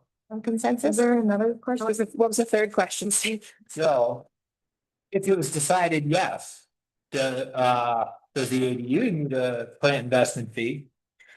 Does something with a finished space with a bathroom, that need a plant investment fee as well at its EQR multiplier? Someone adds a shop in their backyard and puts toilet in. Kind of like it's my studio. The bathroom, then do you want to break it down to half bath? Jim says no. That's a personal use. It feels like That is onto the house. someone's not living in that thing. Yeah. If it had a kitchen in it, it's talking a different story. But there are people that have, with multiple people in town that have studios to do artwork or an office. Don't know that it's fair to, I'm not talking about extra bodies, we're talking about an extra option that they're paying for. That feels like getting so big. Yeah. Does that feel clear, Steve? Yeah. I mean, we can pad up and charge for every single toilet in town, but I think we're not quite getting it. Where people are habiting. Was that the third question, Steve? Yep, yeah. Does that feel like clarity, Gloria? Yes. I think I would have said going back maybe 2 or 3 slides, which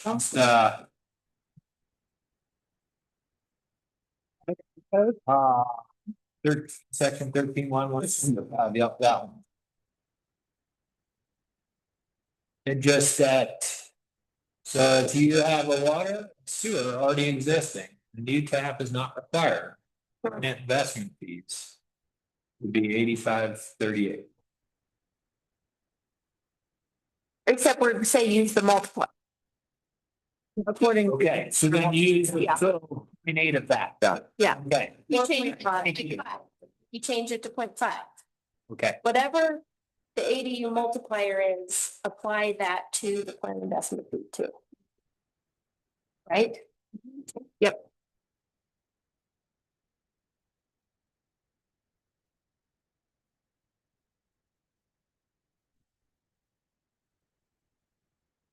I think taking the balance between sharing the share of the cost of higher usage with incentivizing ADU.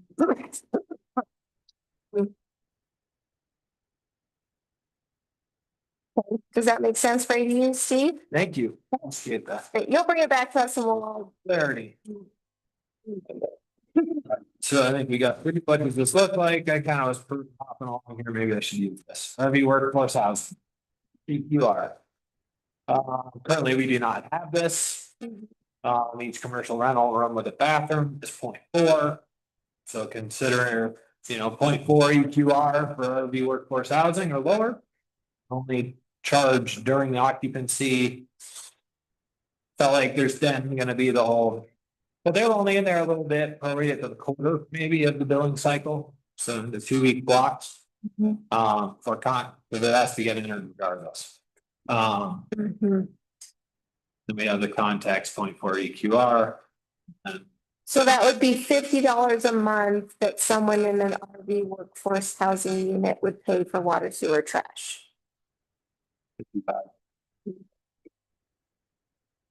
We're allowing RV workforce in town. I think they should be subject to EQR rates. So it's kind of what we're hearing is like, well, how are these workforce units being billed for Right, water, sewer, yeah. trash? I mean, they may not have quite as much of a. Okay, but wait, okay, let's think of they're parked on a lot that has hookup.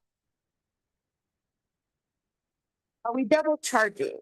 Is it that the landlord needs to charge because they're paying for that lot that has a hookup and the landlord should charge RV?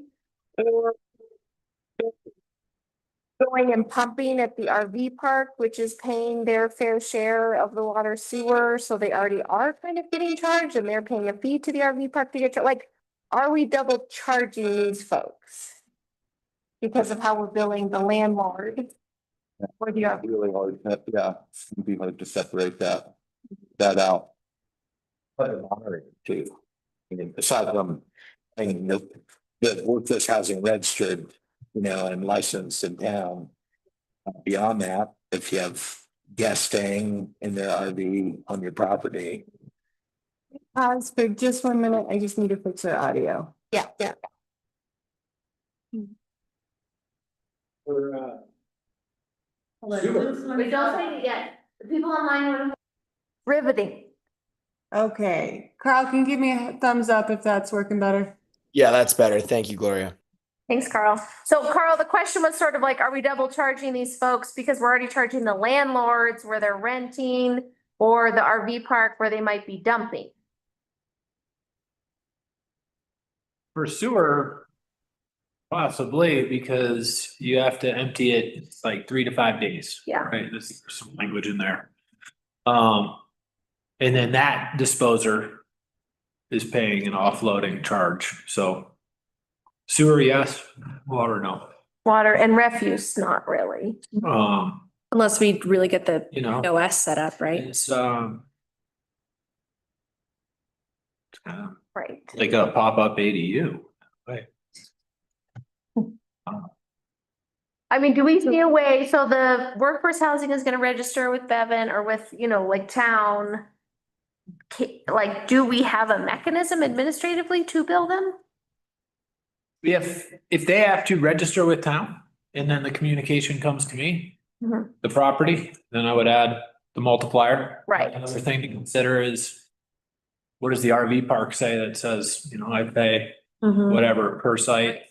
Yeah. So this kind of accounts for the fact that maybe there's well, you don't have the occupancy level. Maybe this is like a full-time, like you're in there, you get billed, you're out, you don't.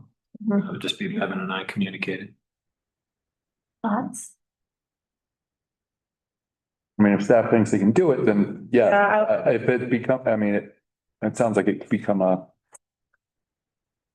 tricky, I don't know. Well, we required RV housing. I mean, we have permitting for RV workforce housing. They have to have a permit, which means they're registered with a particular property, which means you would just be applying it to that property's bill, right? Right. And then that property owner it's on that property owner to then bill it or recoup the costs from the tenant. But it's like sewage, we would still be double charging, but potentially water, no, unless it had its own separate tap. So it's like, if they just pull up with a hose, then no, we wouldn't be double charging, but if it has its own tap, then we would. Right? If they have a clean out to run their sewage into, then we don't have to bill them if they can prove that. Otherwise, we don't double bill them on the sewage. They can show that they don't have an access and that has to be pumped out. Is that feasible on the form, the permitting form? Again, are we implementing something that we really can't implement? Yeah, I mean, on the permitting form, would it say something like you have a clean out or I don't know? Yeah, I mean, I can inspect the RV to see if they have got a waste hose going out. But they could also pump it out and, cart it over to a clean out. Right. And avoid a fee. So, it's really water usage is going to reflect the sewage and in many ways, the amount of trash, but presence of a body and trash usage. How do we address the trash? We're gonna give them a little sticker, How do we what? address the trash. Trash? Maybe the resident, they've got a billing, number, account number on the little tag in the mirror. So then That the they're owner of starting the to look at. property has to dump the trash. Yes. The tenant. Well, no, the owner of the property has multiple tags, say, Okay. and they say, okay, yeah, part of, how this works is you gotta have this when you go dump. Yeah, so it's still administered. Trash is still administered tag, okay.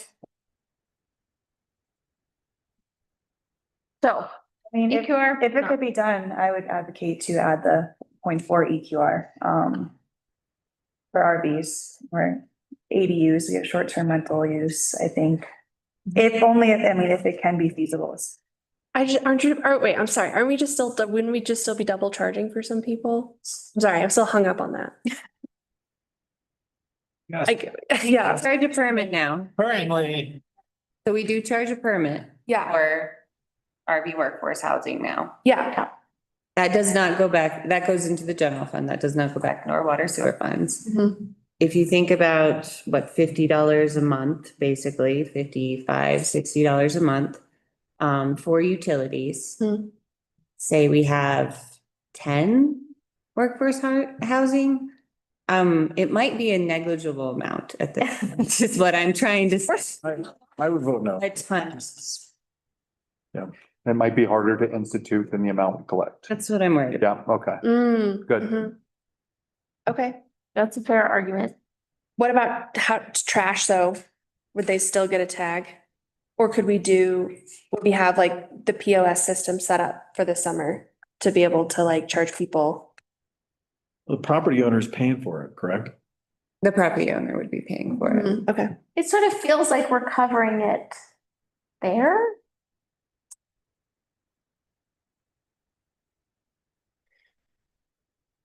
There's something that's coming up shortly. Right, utility billing commences once the tap is installed, so I was asked, I don't have anything on the land, why am I paying Yeah. water and a sewer? Oh, according to all the data we have, you've got a water tap in the ground, a supply line in the ground, and they pay the same amount. So if you've got, say, the vacant land that's then housing those RVs, We don't do. in a sense. Except now Yeah. now they have to have a structure to put an RV on it. Okay. Yeah. So, We changed the. yeah. Or you make a very convincing argument. There's a lot of brain power right now thinking about this. What if we say we're not charging the EQRs for this cycle season? I think we should address trash, but that might be just coming with people paying their trash bill anyways. Yes? So they would still get a tag from the property owner. Okay, And if they show up to the dump without a tag, they're charged. yeah. If we get the point of sale. Right? And that's not guaranteed that we're getting the point of sale at this point, but I might come back to you all because it might pencil out sooner than we thought it would. Yeah. But I should know, but for that grant, hopefully by the end of May. Does any board member want to make a strong argument that $50 times 10 units is easily worth it? No, I'm seeing laughing. No, okay, all right. All right, Steve, moving on. So no on the RV EQRs. We think we're covering it with the landlords. All right, commercial or public building, up to 2,000 square feet, 1 EQR, each additional 2,000 square feet, 0.6. Don't have specification. That was just precedent that was before. Yeah. I utilized the not creating the wheel again from Bill McDougall's work. As far as storage. So consider breaking this down to whatever sort of level. And it would just be using assessor's data for the square footage. Mm-hmm.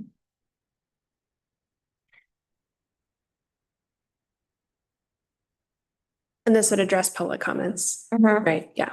I think this makes a lot of sense because I could see how refuse is slightly different than water and sewer for like space wise. So this makes a lot of sense to me. I like what you, Steve. If it's detached storage that doesn't have water, like. Yeah. It's not billing for water. Yep. Yeah. Any other revisions staff would want to make to this recommendation? Another glowing recommendation and come give public comment as we do address it. Exactly. We do listen to you. And square footage wise, I like this Great green recommendations. what's that? Sorry. Go ahead, Amy. What you have, yeah. Yeah. Any other opposition? Are garages considered detachable storage? For a commercial space? No, residential. Oh, this one's just commercial. Yeah. Yeah. Like this It's addresses- attached space. It's just used for storage. Oh, that's, Well, that would be covered. that's what this. That's my point. I think. Yeah. I think a lot of this is rough. Because what we're saying is. And I think it goes back to the arguments of everyone. I know how I've been impacted. We're gonna assess you on your toilets, we're gonna assess you on your trash, your seats, your beds, and now we're gonna assess you again on your square footage. Where does it end? I've got that question and it's sticking in my side at the moment. Because. Yeah. Yeah. And I also understand why we're doing all this. So why I have that conflicting argument from both sides. But I also have to ask, where does it end? Which is why I'm glad we're having this conversation. It's like a blunt instrument that we're trying to whittle down into a Yes. fine-tuned instrument and Finer, like fine, needle. and it's not, it's looking, yeah. The fine tuned instrument is the meter, right? So what's the timeline of going back to a meter? I'm not saying it's deleting EQR, but Sooner the better. it's, I'm agreeing with you on that. And I think for some businesses that have had working meters this entire time are getting hit and dinged while, let's be honest, some of us haven't really been paying into the system and we haven't been following up and fixing the actual problem. I think this is a multi-pronged situation. Yeah. And it's no one person's fault. It just is what it is. And that's how we've gotten here. But it's also come to the point where does it end? And I understand we're fine tuning and we're honing in on what needs to be fixed and what needs to be needlepoint. I will say from my standpoint and having a weird working meter since day one and being charged EQRs before most of, which we've already discussed that years prior to everybody else. I could see how this is frustrating for a good majority of the public. Especially business owners. Yes, especially business owners and especially when you are closed and when you don't, and when you're not using the product and you're still getting charged a premium when you're not actually using the product. I think there's that question we need to kind of wrap our head around as well. Anyway, I'm sorry. But this helps part of that. It does. No, It does. and I mean, this very specific slide in particular. Yes. And it addresses actually one very specific comment from earlier, but it's definitely only a very small portion. Well, let's be honest. This blend instrument is easier to apply when we're talking about more standard things. When you look like the orange, we can call you the orange and charge you as the orange. But when you look like the dragon fruit, we don't know what to do with the dragon fruit. And so I think it's like, it's kind of easy to talk about restaurants or a hotel or a single family home that looks a certain way. But as we start to think about all these different types of users, it gets a little bit more challenging. I think it's important to strike the balance around, just like we want to do with housing and housing people and ADUs. We want to strike that balance with businesses as well, where people are not feeling gouged. And we have these multiple layers of things sort of feeling unfair over time, because you can have the, homeowner that says, well, why was that hotel paying the same price that I was for years? And then you have the business that says, well, my meter was working for years and this other business was. And so we're trying to address all of those things from a variety of ways with the tools that we have. So how do we account for the businesses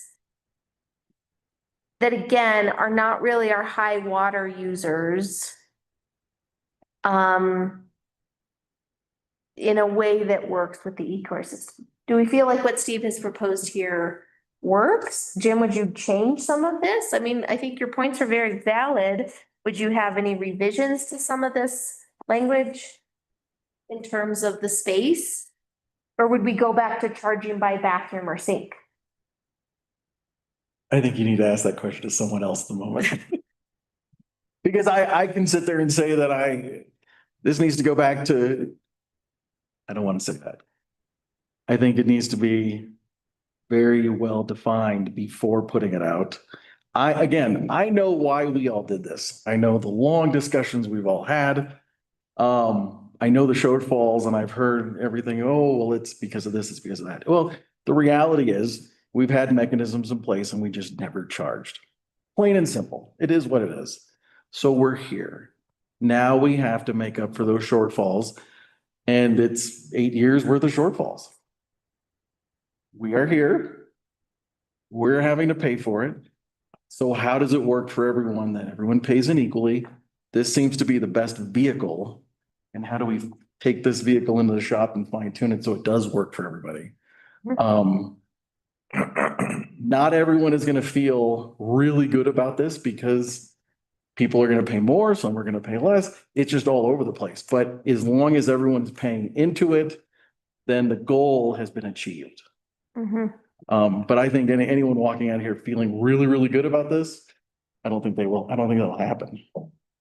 Just because of the way it is what it is, the way it's constructed. So we're talking about, Not the best person to ask. nope, that's all right. I think that's helpful. Talking about commercial storage space in particular, I think we could use more granularity in the EQR breakdown. And I think excluding storage that doesn't have any water to it And if it's like a contained unit, charging a certain amount. I like what you've here, Steve. If you're a smaller unit, you pay 0.7. Because again, that thing's not gonna have a kitchen. It's not gonna have, it might have one bathroom, you know? So I think paying slightly less than the single family rate makes sense. So I like what you've put here. Does anybody want to propose something different, less, more? It seems, I think about a store like the Great Divide or a t-shirt shop. Big space, minimal usage, not like a public restroom available. That concerns me for them. Yeah. If we tie in square footage of the space and plumbing utility, appliances, basically, that can be more fair. Right. Because it's gonna reflect the usage.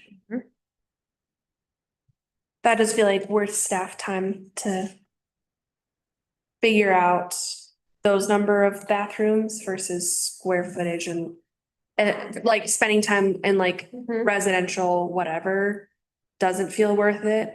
Whereas like maybe the especially commercial with the large, like huge building, tiny little bathroom. Right. Like, I just think we shouldn't penalize those shops that the water usage is. We all want it to be fair and appropriate to the amount used. I think that's what the public's asking for. Where the meter comes in. Right. But I agree Yeah. with both your points, but I think that comes back to the arguments that I've heard both in this building and out of the building, then who cares about square footage? Because if it comes down to the sink, Yeah. toilet, washing machine, what have you, who cares how big the building is, whether it's big or small at that? But that's what I'm saying, Jim, I agree with you. Yeah. And I think we can do like, Get a better deal. Using more water than you do. I have no way of knowing that without a meter. Yeah. And again, we're never gonna go to complete usage because we're seasonal. The system costs year round, but. no, I think I agree. And I'm saying the question was around like, should we do square footage or should we count bathrooms? And counting bathrooms costs staff time to be able to do that and implement. So I'm suggesting that counting bathrooms for commercial spaces feels worth staff time. It's because it's a lot and it's, yeah. It's not only bathrooms, the bedrooms reflect you could have 5 bathrooms or, 5 bedrooms and 1 bathroom. Yeah. Based on the 1 bathroom is not. That's my residential. Leaving residential alone right now. Yeah. If we're wanting to refine commercial, it sounds like we don't love the square footage idea because it doesn't have a really reasonable correlation to water use. So we would just do bathrooms based on. What does staff think? I mean, if there is a reasonable correlation, then tell me it all. On a bigger scale, if it was up to me. What I mean by that, you count the water coming into this tank and it's regulated and equal to the water coming out down at the sewer plant. That's how we regulate through our meter, with this much water, with this much sewer, residential or commercial, where you separate it out, what's coming in that tank, what's going in that plant. Okay. You pay your part, it's on your meter. Plus, in order to keep your facility running, you have to have a base rate. So you take how many people are getting a bill. Okay, and like our house is this much, and our commercial is this much. Okay, the people with the base rate, they get that until they go over a certain amount. That's where we can pick up what we're losing. And what I mean by that, we to know what's going in and what's going out, and the amount of people you're sending a bill to, residential or commercial. You divide that number by the gallons coming out the other end, and that is your base to keep your water system running. And you go, okay, well, we're all paying this much plus so much over the 10,000 gallons. That's where you might want to adjust that, if I'm making sense here. And then you actually take that number. Everybody you're charging on your base And that's where you get all your money to repair all of your water and sewer lines. That's what that's for, along with your tap fees. Then you have the money to sustain the water coming in and the water going out. And what's gonna happen here is that's gonna come up short of water coming in and going into this facility. That's why you couldn't get a permit, and you're right, for several years, is because they had to go build a new water plant before they could give out a permit to build like on that new work housing that's over there.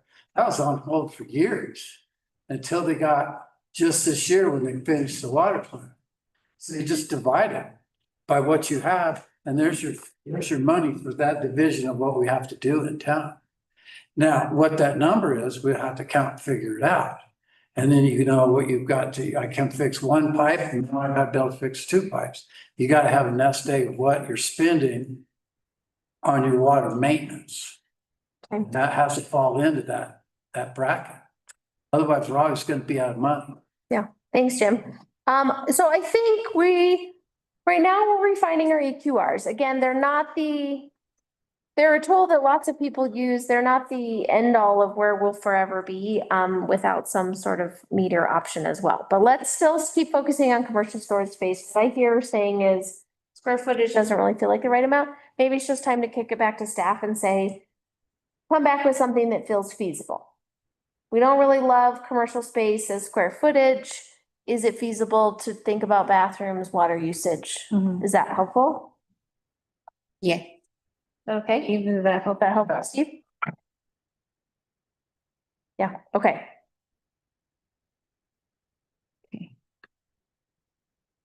Right, now we're on vacant land. Vacant land. There's a kind of couple with the whole,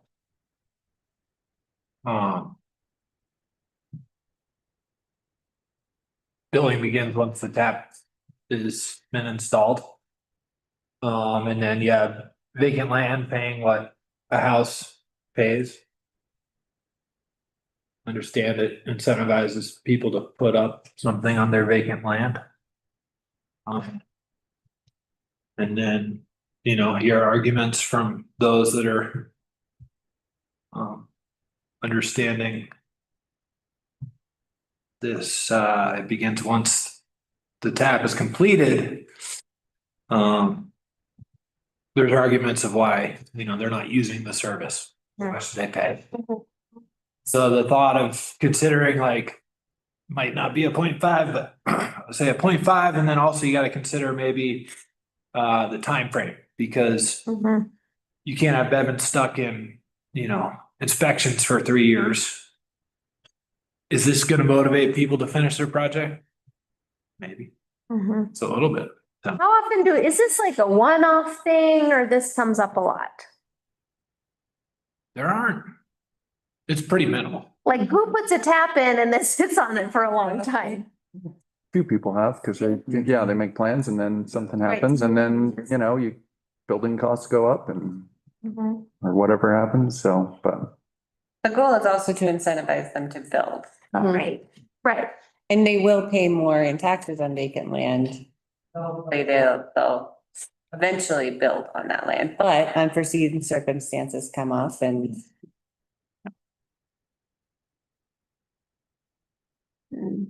So is the considering the last two bullet points an either or both and?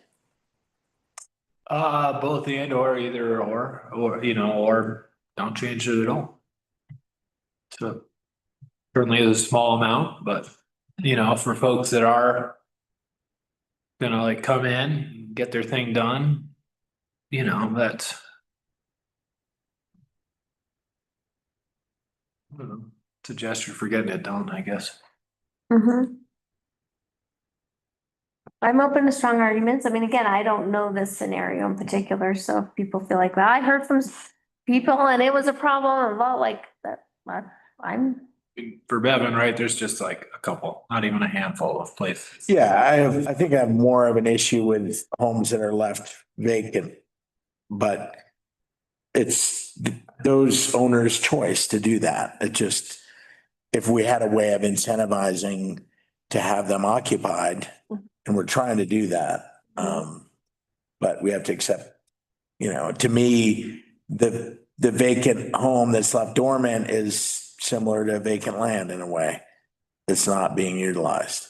And at the same time, it's their right to have vacant land too. Your money's picked up by your property tax or the right. Right. What do other communities do? Is it typical that like you put the tap in, you start getting billed for the water? Most communities have water meters, so they put tap in and then once the meter sit in. You can't put a meter on a. Right, Without a building. right. So you don't you don't start billing till you get the meter in. So there's no base fee at all. What does URA do? Because Places have base rates, even without meters. Like even my parents in Arvada, but not without a structure. Back up. Oh. You don't start billing them until you have the meter. You don't have the meter till the house is built. That's when you start billing them. Including the base, any base rate you might have. Right. Okay. You pay the tap fee to install, but billing doesn't start until meter, even if there's a base rate in that community. well,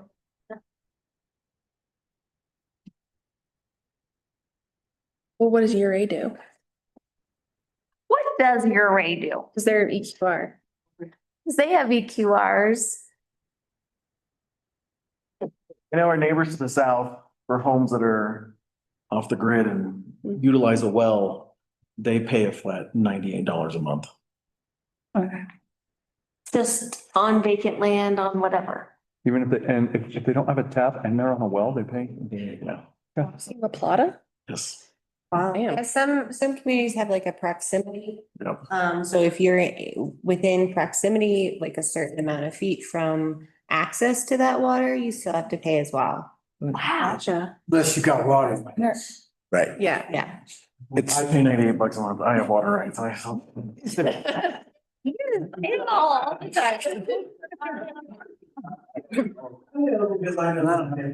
Irrigation water rights or is that? Sorry? I have water rights over in Boulder because I have those from, and then you gotta be for that 200. But if you own the water rights, then you don't have to pay. They came through our area, and anybody that didn't have deeded water rights, they all went on a meter for their wells because their wells are just for home use only. Yeah. So you could put a well in for home use only, so you couldn't sell it. Follow what I'm saying? Yeah. But unless you came from way back, you had land water rights, you can't get it. So that's where the counties come in and charge you for that because you don't own the water under the ground. Yeah. All right, so vacant land. This is the question at hand. Do we need more information? Do we want to make a decision? Should we charge it all? Currently, we charge, once they have that tap installed, One. one EQR. Do we want to decrease it, keep it the same, or not have it at all? I'm interested in thinking about the last bullet point. Like, I think that's an interesting incentive. But I do think this is a look at what other communities are doing and an effort not to reinvent the wheel and. But we also can look at what other communities are doing and be like, well, we're Silverton, we're doing the same thing. I mean, we can do staff time of saying what do other places do, but then we have these instances of, well, they do this and they do this and they do that. And, we have everything from Ron's point of you don't charge it till the meter's installed, which means there's a building and all that, to Jim's point of like, I'm paying, I'm on a well. So there is a whole gamut. But do we think that gamut is useful information for making the decision? I mean, I'm curious about the last bullet point of incentivizing with half EQR. With a With a 1 year. timeline. Timeline. 1 year, With an 1 year, yeah. Thought, there's a proposal for the bottom bullet, half EQR for 1 year. But I could also, I mean, when I asked, I was like, is this both and? Because then I'm like, okay, would we charge half EQR or under construction and then do 0.25 for the first year, That's why I asked like either or. Is this like a combined solution I thought it was or? 0.5 and 0.5. It's half and EQR. No, I know, but I thought it would be Okay. like point, Is it half of half? half of half is what I read it as, you know, Okay. for 1 year. Steve or Bevan, do you guys have a strong recommendation? And after the 1 year, the individual would come back and say, here's where we are. Can you let me go another year You with extend it. 0.5? Yes. I think the building permit should dictate it, Mm. and they're given 2 years. Mm. When they extend beyond that, Yeah. it's when they need to get billed for the tap or the services. And then they probably need to get billed a double permit fee for not completing in time. I like to Because get to the building permit. it's consuming my time to manage it with Yeah. them. Yeah. And, you know, if it's a couple months over, no problem. I'm just trying to get a realistic timeline, but the incentive to complete it stops and it becomes completely apparent. Yeah, Mhm. What do you guys think of tying it to the building permit? yeah. And so doing half EQR for that building permit time. Is that what's being proposed? Mhm. So, yeah. Okay. Carl, any objection to that proposal? Okay, great. Carl's on board. Steve, does that feel Good. clear? So half Half EQ, EQR during building. yep, So you're saying 0.5 EQR. 0.5 EQR, From the time the tap is installed. yep, Not- to the 2-year expiration date on the building permit. And when that happens, then what are we saying?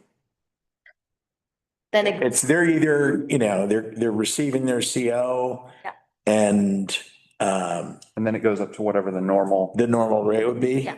And then if it's not done, then they're getting the normal rate, it still goes. whether they, Right. it's not completed. My incentive for them to get it done in time is now gonna be, okay, you're gonna pay a permit fee twice. Right, and utilities are gonna go up. Right. Yeah, okay, good, great, okay. Vacant land, we have one more, Steve? Fine. All right, billing cycles. Quarterly service charges, okay, that's the installation of the new tap, but I highlight quarterly because that's currently what's in our code. And so would like to explore quarterly, annually for cost savings. And that, I guess, would change once metering is implemented. Our current code says quarterly, but we currently bill bi-monthly. Yeah. Yeah, and we've done that since I've been here. I'm not sure when that was changed. And actually, Paul pointed that out to me. And They changed it 12, 13 years ago because the town was desperate for more money on a shorter basis, even though it was gonna cost more to build. okay. Gotcha. So they needed to collect more frequently because it was. They needed money, Okay, Got it. so dire. No problem. Okay, even though it cost more to build it. copy that. I think my only, maybe question is what seemed to have happened is people got billed and then they brought us their problems. Yeah, And I worry that if we go right now to quarterly, people are gonna have a huge bill before they bring us their problems. Yeah. That's really tough. they're not budgeting for it, it's. Yeah. Well, we would need to do. Yeah, we would have to, do a campaign and let people know that this is gonna change. I mean, the suggestion to do bi-monthly. For May and June, I guess. Set enough time to let everybody know that we're gonna be moving to quarterly and Not for like our busy summer. No. not. I mean, people don't come and complain to us until it hits their pocketbooks. Yeah. I hear the savings and it makes sense. But I worry that people are gonna be like, oh my God, that's a huge bill and I don't even know what to do about it. This feels like outrageous. And already getting hit with these bi-monthly bills. And so maybe I'm interested in, I agree with the savings, maybe there's a few more cycles we do bi-monthly to work out any more kinks and then move to. We do this next year. I don't know. Implement it, in January. Yeah. With a ton of forewarning, I mean, I don't know, yeah. We had 2 homes that had major leaks this year and assuming the meters were working, it could have notified us and them problem. So going forward, I think if we rely on the meters, and we're identifying that there's a change in usage, that can be identified in, within 2 months versus 4. Right. So, Other thoughts on this? Like, it makes more sense financially for the town administratively to bill less often, but I'm with Lindsay. I don't want to do this again. Yeah, this feels really tough. And when we're still, Do you want to do it in January or? Yeah, I don't want to do it. I want to do it every other month because that's shocked when I get that bill. Uh-huh. It's true, I should budget for it, but still, It's hard to do. it's tough. Yeah. do we have I know this is just out there. Do we have an idea of when we might see the opportunity to have new meters installed and then that process beginning? Because that would be a I good. don't have an idea at this time. Okay. I think we can all agree we really want meters. Like meters is the goal. Like we all know the path is 2 meters. It's the in between time of trying to figure out how to get there. Yeah, and how to bill, how to account for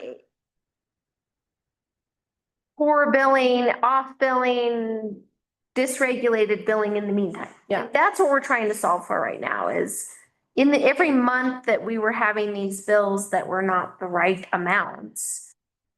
Again, blunt instrument, but we're trying to solve for it in the meantime. Okay, So I've got a yeah. question on meters. How far out do you think we are before we get new meters? 1 year, 2 years? That depends. That's a financial question as well. And so we have to bring back all of the data that we've got and research that we've gotten from the meters on what systems might work for us, what systems are recommended, bring that back to you all for consideration and then consider how to finance it. So we really don't have a date then. I don't have a date yet. And we have to account for the fact that we've even learned that our new meters were not reading it. So like, it's not just an age thing. What we're trying to do right now is drive the bus and put the wheels on at the same time. And so we don't have, I'm using your bus analogy. You're rubbing off on me, dang it. But Public Works Director, and I'm gonna make a shout out to investing in staff. We could not untangle all of this without Steve having been in this role.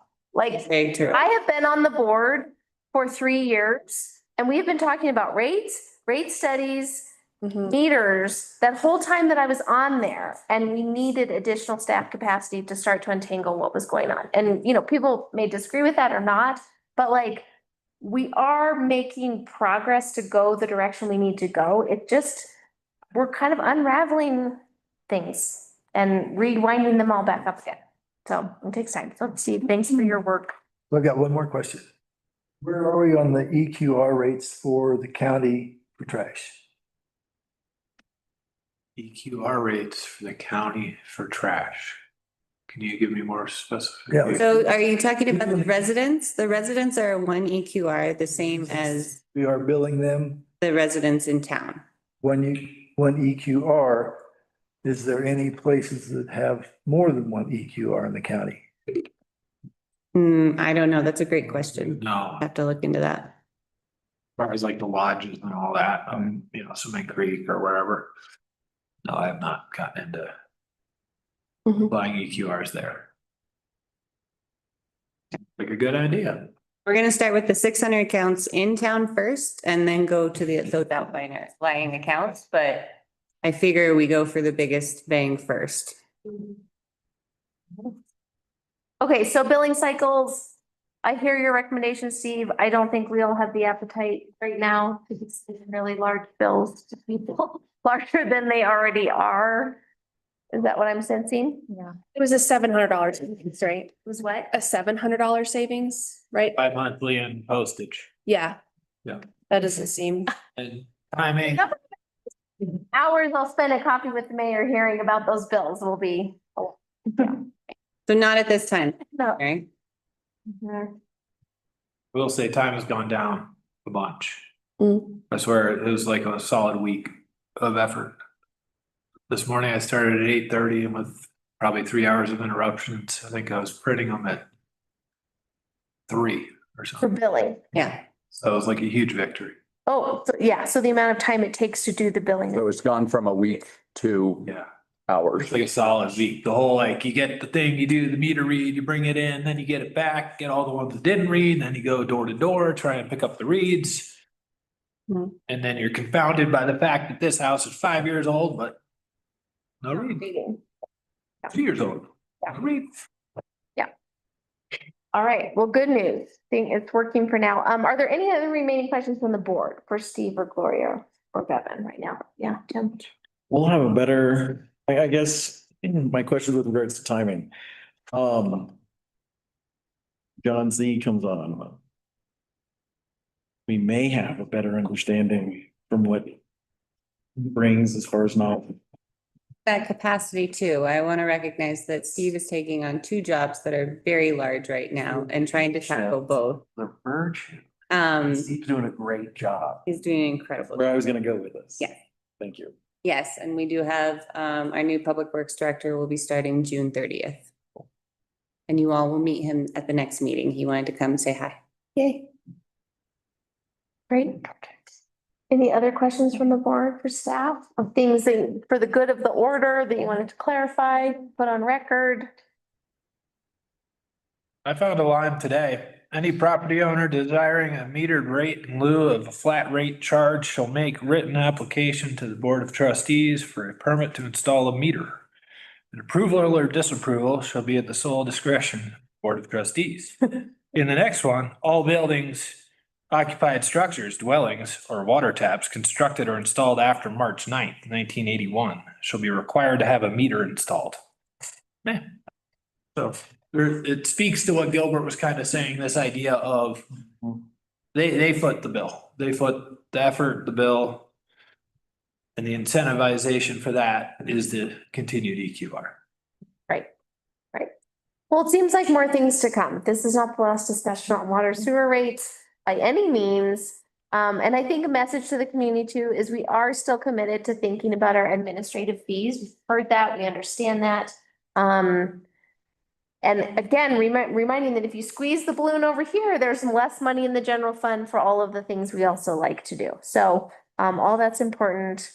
Any other questions, comments? I would ask if we could workshop the, let's see, I think you had talked about the bathroom fixtures versus the square footage with our utility committee once we get our heads wrapped around that and call that meeting. Sounds like a good idea. Great. Thanks, utility committee. For the public utility committee, sounds like fun. Awesome. Do we want to take any closing public comment? I would, Yeah, all right. We're happy to have closing public comment. We'll still give you 3 minutes online or in person. Thank you guys for staying involved. knowing that this is a work in progress, it's a bridge to get us where we want to go. I know we weren't able to probably answer all the questions. Did we answer enough to make y'all feel good about the participation? I don't know. We'll see where it goes. Perfect. I mean, on the meters, I'm curious, as Steve, you came in, so the pickle barrel did go down last winter, right? So we had 3 periods, maybe it didn't read. It was winter, so it didn't matter. But you replaced the head Yeah. and it worked fine, I right? believe so, yeah. Okay. I mean, are you running into replacements of just the head that don't work? Oh, yeah. So what's up with the meter Then itself? you need the that they- meter body. The actual So like what goes bad in the meter body then? piece of sand or grit or, you know. Really? Yeah. It's wore out? Yeah. Yeah. Well, we've talked about the same meters a couple of times. You wanted to go with one where you could get a good digital read and you're having trouble transmitting down. Like my tanks are 8 feet. Right. So we pick one. Again, Sure. you know, whether you go through our people or your people or, you know, and I'm gonna jump over to the trash one there too, so. Yeah. We've talked with Steve about the trash and how some of the other counties do it a little differently, like Grand Lake was the one we were working on. And I'm sure when you get caught up with all of this, that something like that will work, because the amount of money we spend on trash is just stupid crazy to people. Yeah. And we can't renegotiate our contract. If you guys want to comment, I encourage you to come up because folks online can't necessarily hear you. So Jim, speak in the microphone and then they can hear. Jumping out of the water problem. We learned when we got caught in Grand Lake. I pull up my bill rate. Because I had green trash bags and I was throwing them in the blue trash cans. You can't do that. So everybody that comes to town and it's several mountain towns that are doing this, and they have cameras on their cans, and you buy a certain box of blue bags for this one instance in Grand Lake. And if your picture gets taken along with your license plate when you're going too fast, like when you get a ticket in the mail, it's like that. And all of a sudden, they're not in debt anymore because there's not everybody and their brother coming up when they're going skiing and when they're going out on the ice and fishing. They got to have all their trash in a blue bag, and the way you go get them, all the hardware stores, like the grocery stores, they all have them. And it stops the overflow of the dump up in their area. It works really good. Yeah. Because I took my trash back out of the can. So, but that's a big deal around here, and I jumping back into that, how much it cost. We really need somebody at the gate and all the campers and go down to the hardware store and they could buy their blue bags from either the grocer or, so there's people we can have sell them. And it's going to alleviate a lot of trash and a lot of free trash. And like when you have these big dumpsters out here in front of the gate, my wife catches you throwing trash in our can. She's going to stand there till you take it back. So this is a big it's a free for all frenzy. I watch them all summer long because we have a campground and they're always sneaking in at our place.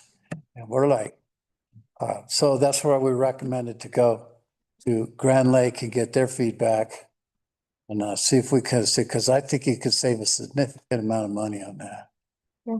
Thanks, Jim. Kind of jumped out of gear there for a minute, but it's a big money problem. Yeah. And a work minute before you drive in, because when I'm up there, I'm like, who's all these guys from New Mexico?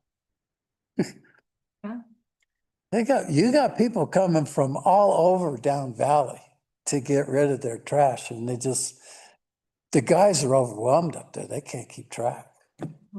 That's where you talk to somebody at the gate. And we're working on that, getting up the funding to have additional staff there. We've discussed trash bags, colored trash bags, and minimizing the amount of available free trash deposit. So And I'll give an update on that at the next meeting because I Okay. have a whole overview of that. So, Yeah. I'd like to know when that is. yeah. Oh, next Monday, 7:00. there, swear. Oh, did- Tonight. We appreciate it. I'm glad you're here. And I'm not driving 300 miles next Monday. You can zoom in. I'll give you I will, I'll zoom I'll in. give you clip notes, Jim. Did you have? Well, just a couple more comments I had written down earlier, but I didn't want to go over my 3 minutes then. I know we're gonna have a couple food trucks this summer. How do they get charged for utilities? I mean, as a restaurant, they're basically the same. Somehow they're gonna be going through water. Their customers are gonna go find a bathroom. So, and trash is being created. And also, is there additional EQRs being charged or considered in the fees for the bump outs for restaurants? You're adding another 25, 30 seats to a place, restrooms go up, kitchen's putting out more, they're creating trash. So I know Durango charges what, a $1,500 fee. I don't know what our fee is for those. I don't have enough staff to run it. I have a 100-seat restaurant I can't use, although I'm being charged EQRs on it. So you know. Just some thoughts. For showing up. I think we have one more public comment online. iPad 2. Melanie. No, I didn't. Can you hear me now? You can, Melody, go ahead. As much fun as you have had tonight in this very complicated conversation, imagine in 45 years how many I've sat through. Thank you. Thank you. Thanks for being here, Melanie. I'm gonna add it up. All right, any other comments on Zoom? Doesn't look like it. Okay. Carl, I realized we never asked, did you have any other questions, comments? You're good? Yeah, all good, thanks. And this has been a great discussion. So a lot of appreciation for everybody and all the community members that commented. Thanks, Carl. All right. Anything else from staff? Good. Go Nuggets. I mean. Go Nuggets. All right, the time is 8:31 and I'll adjourn this meeting. Go Nuggets. Go Nuggets.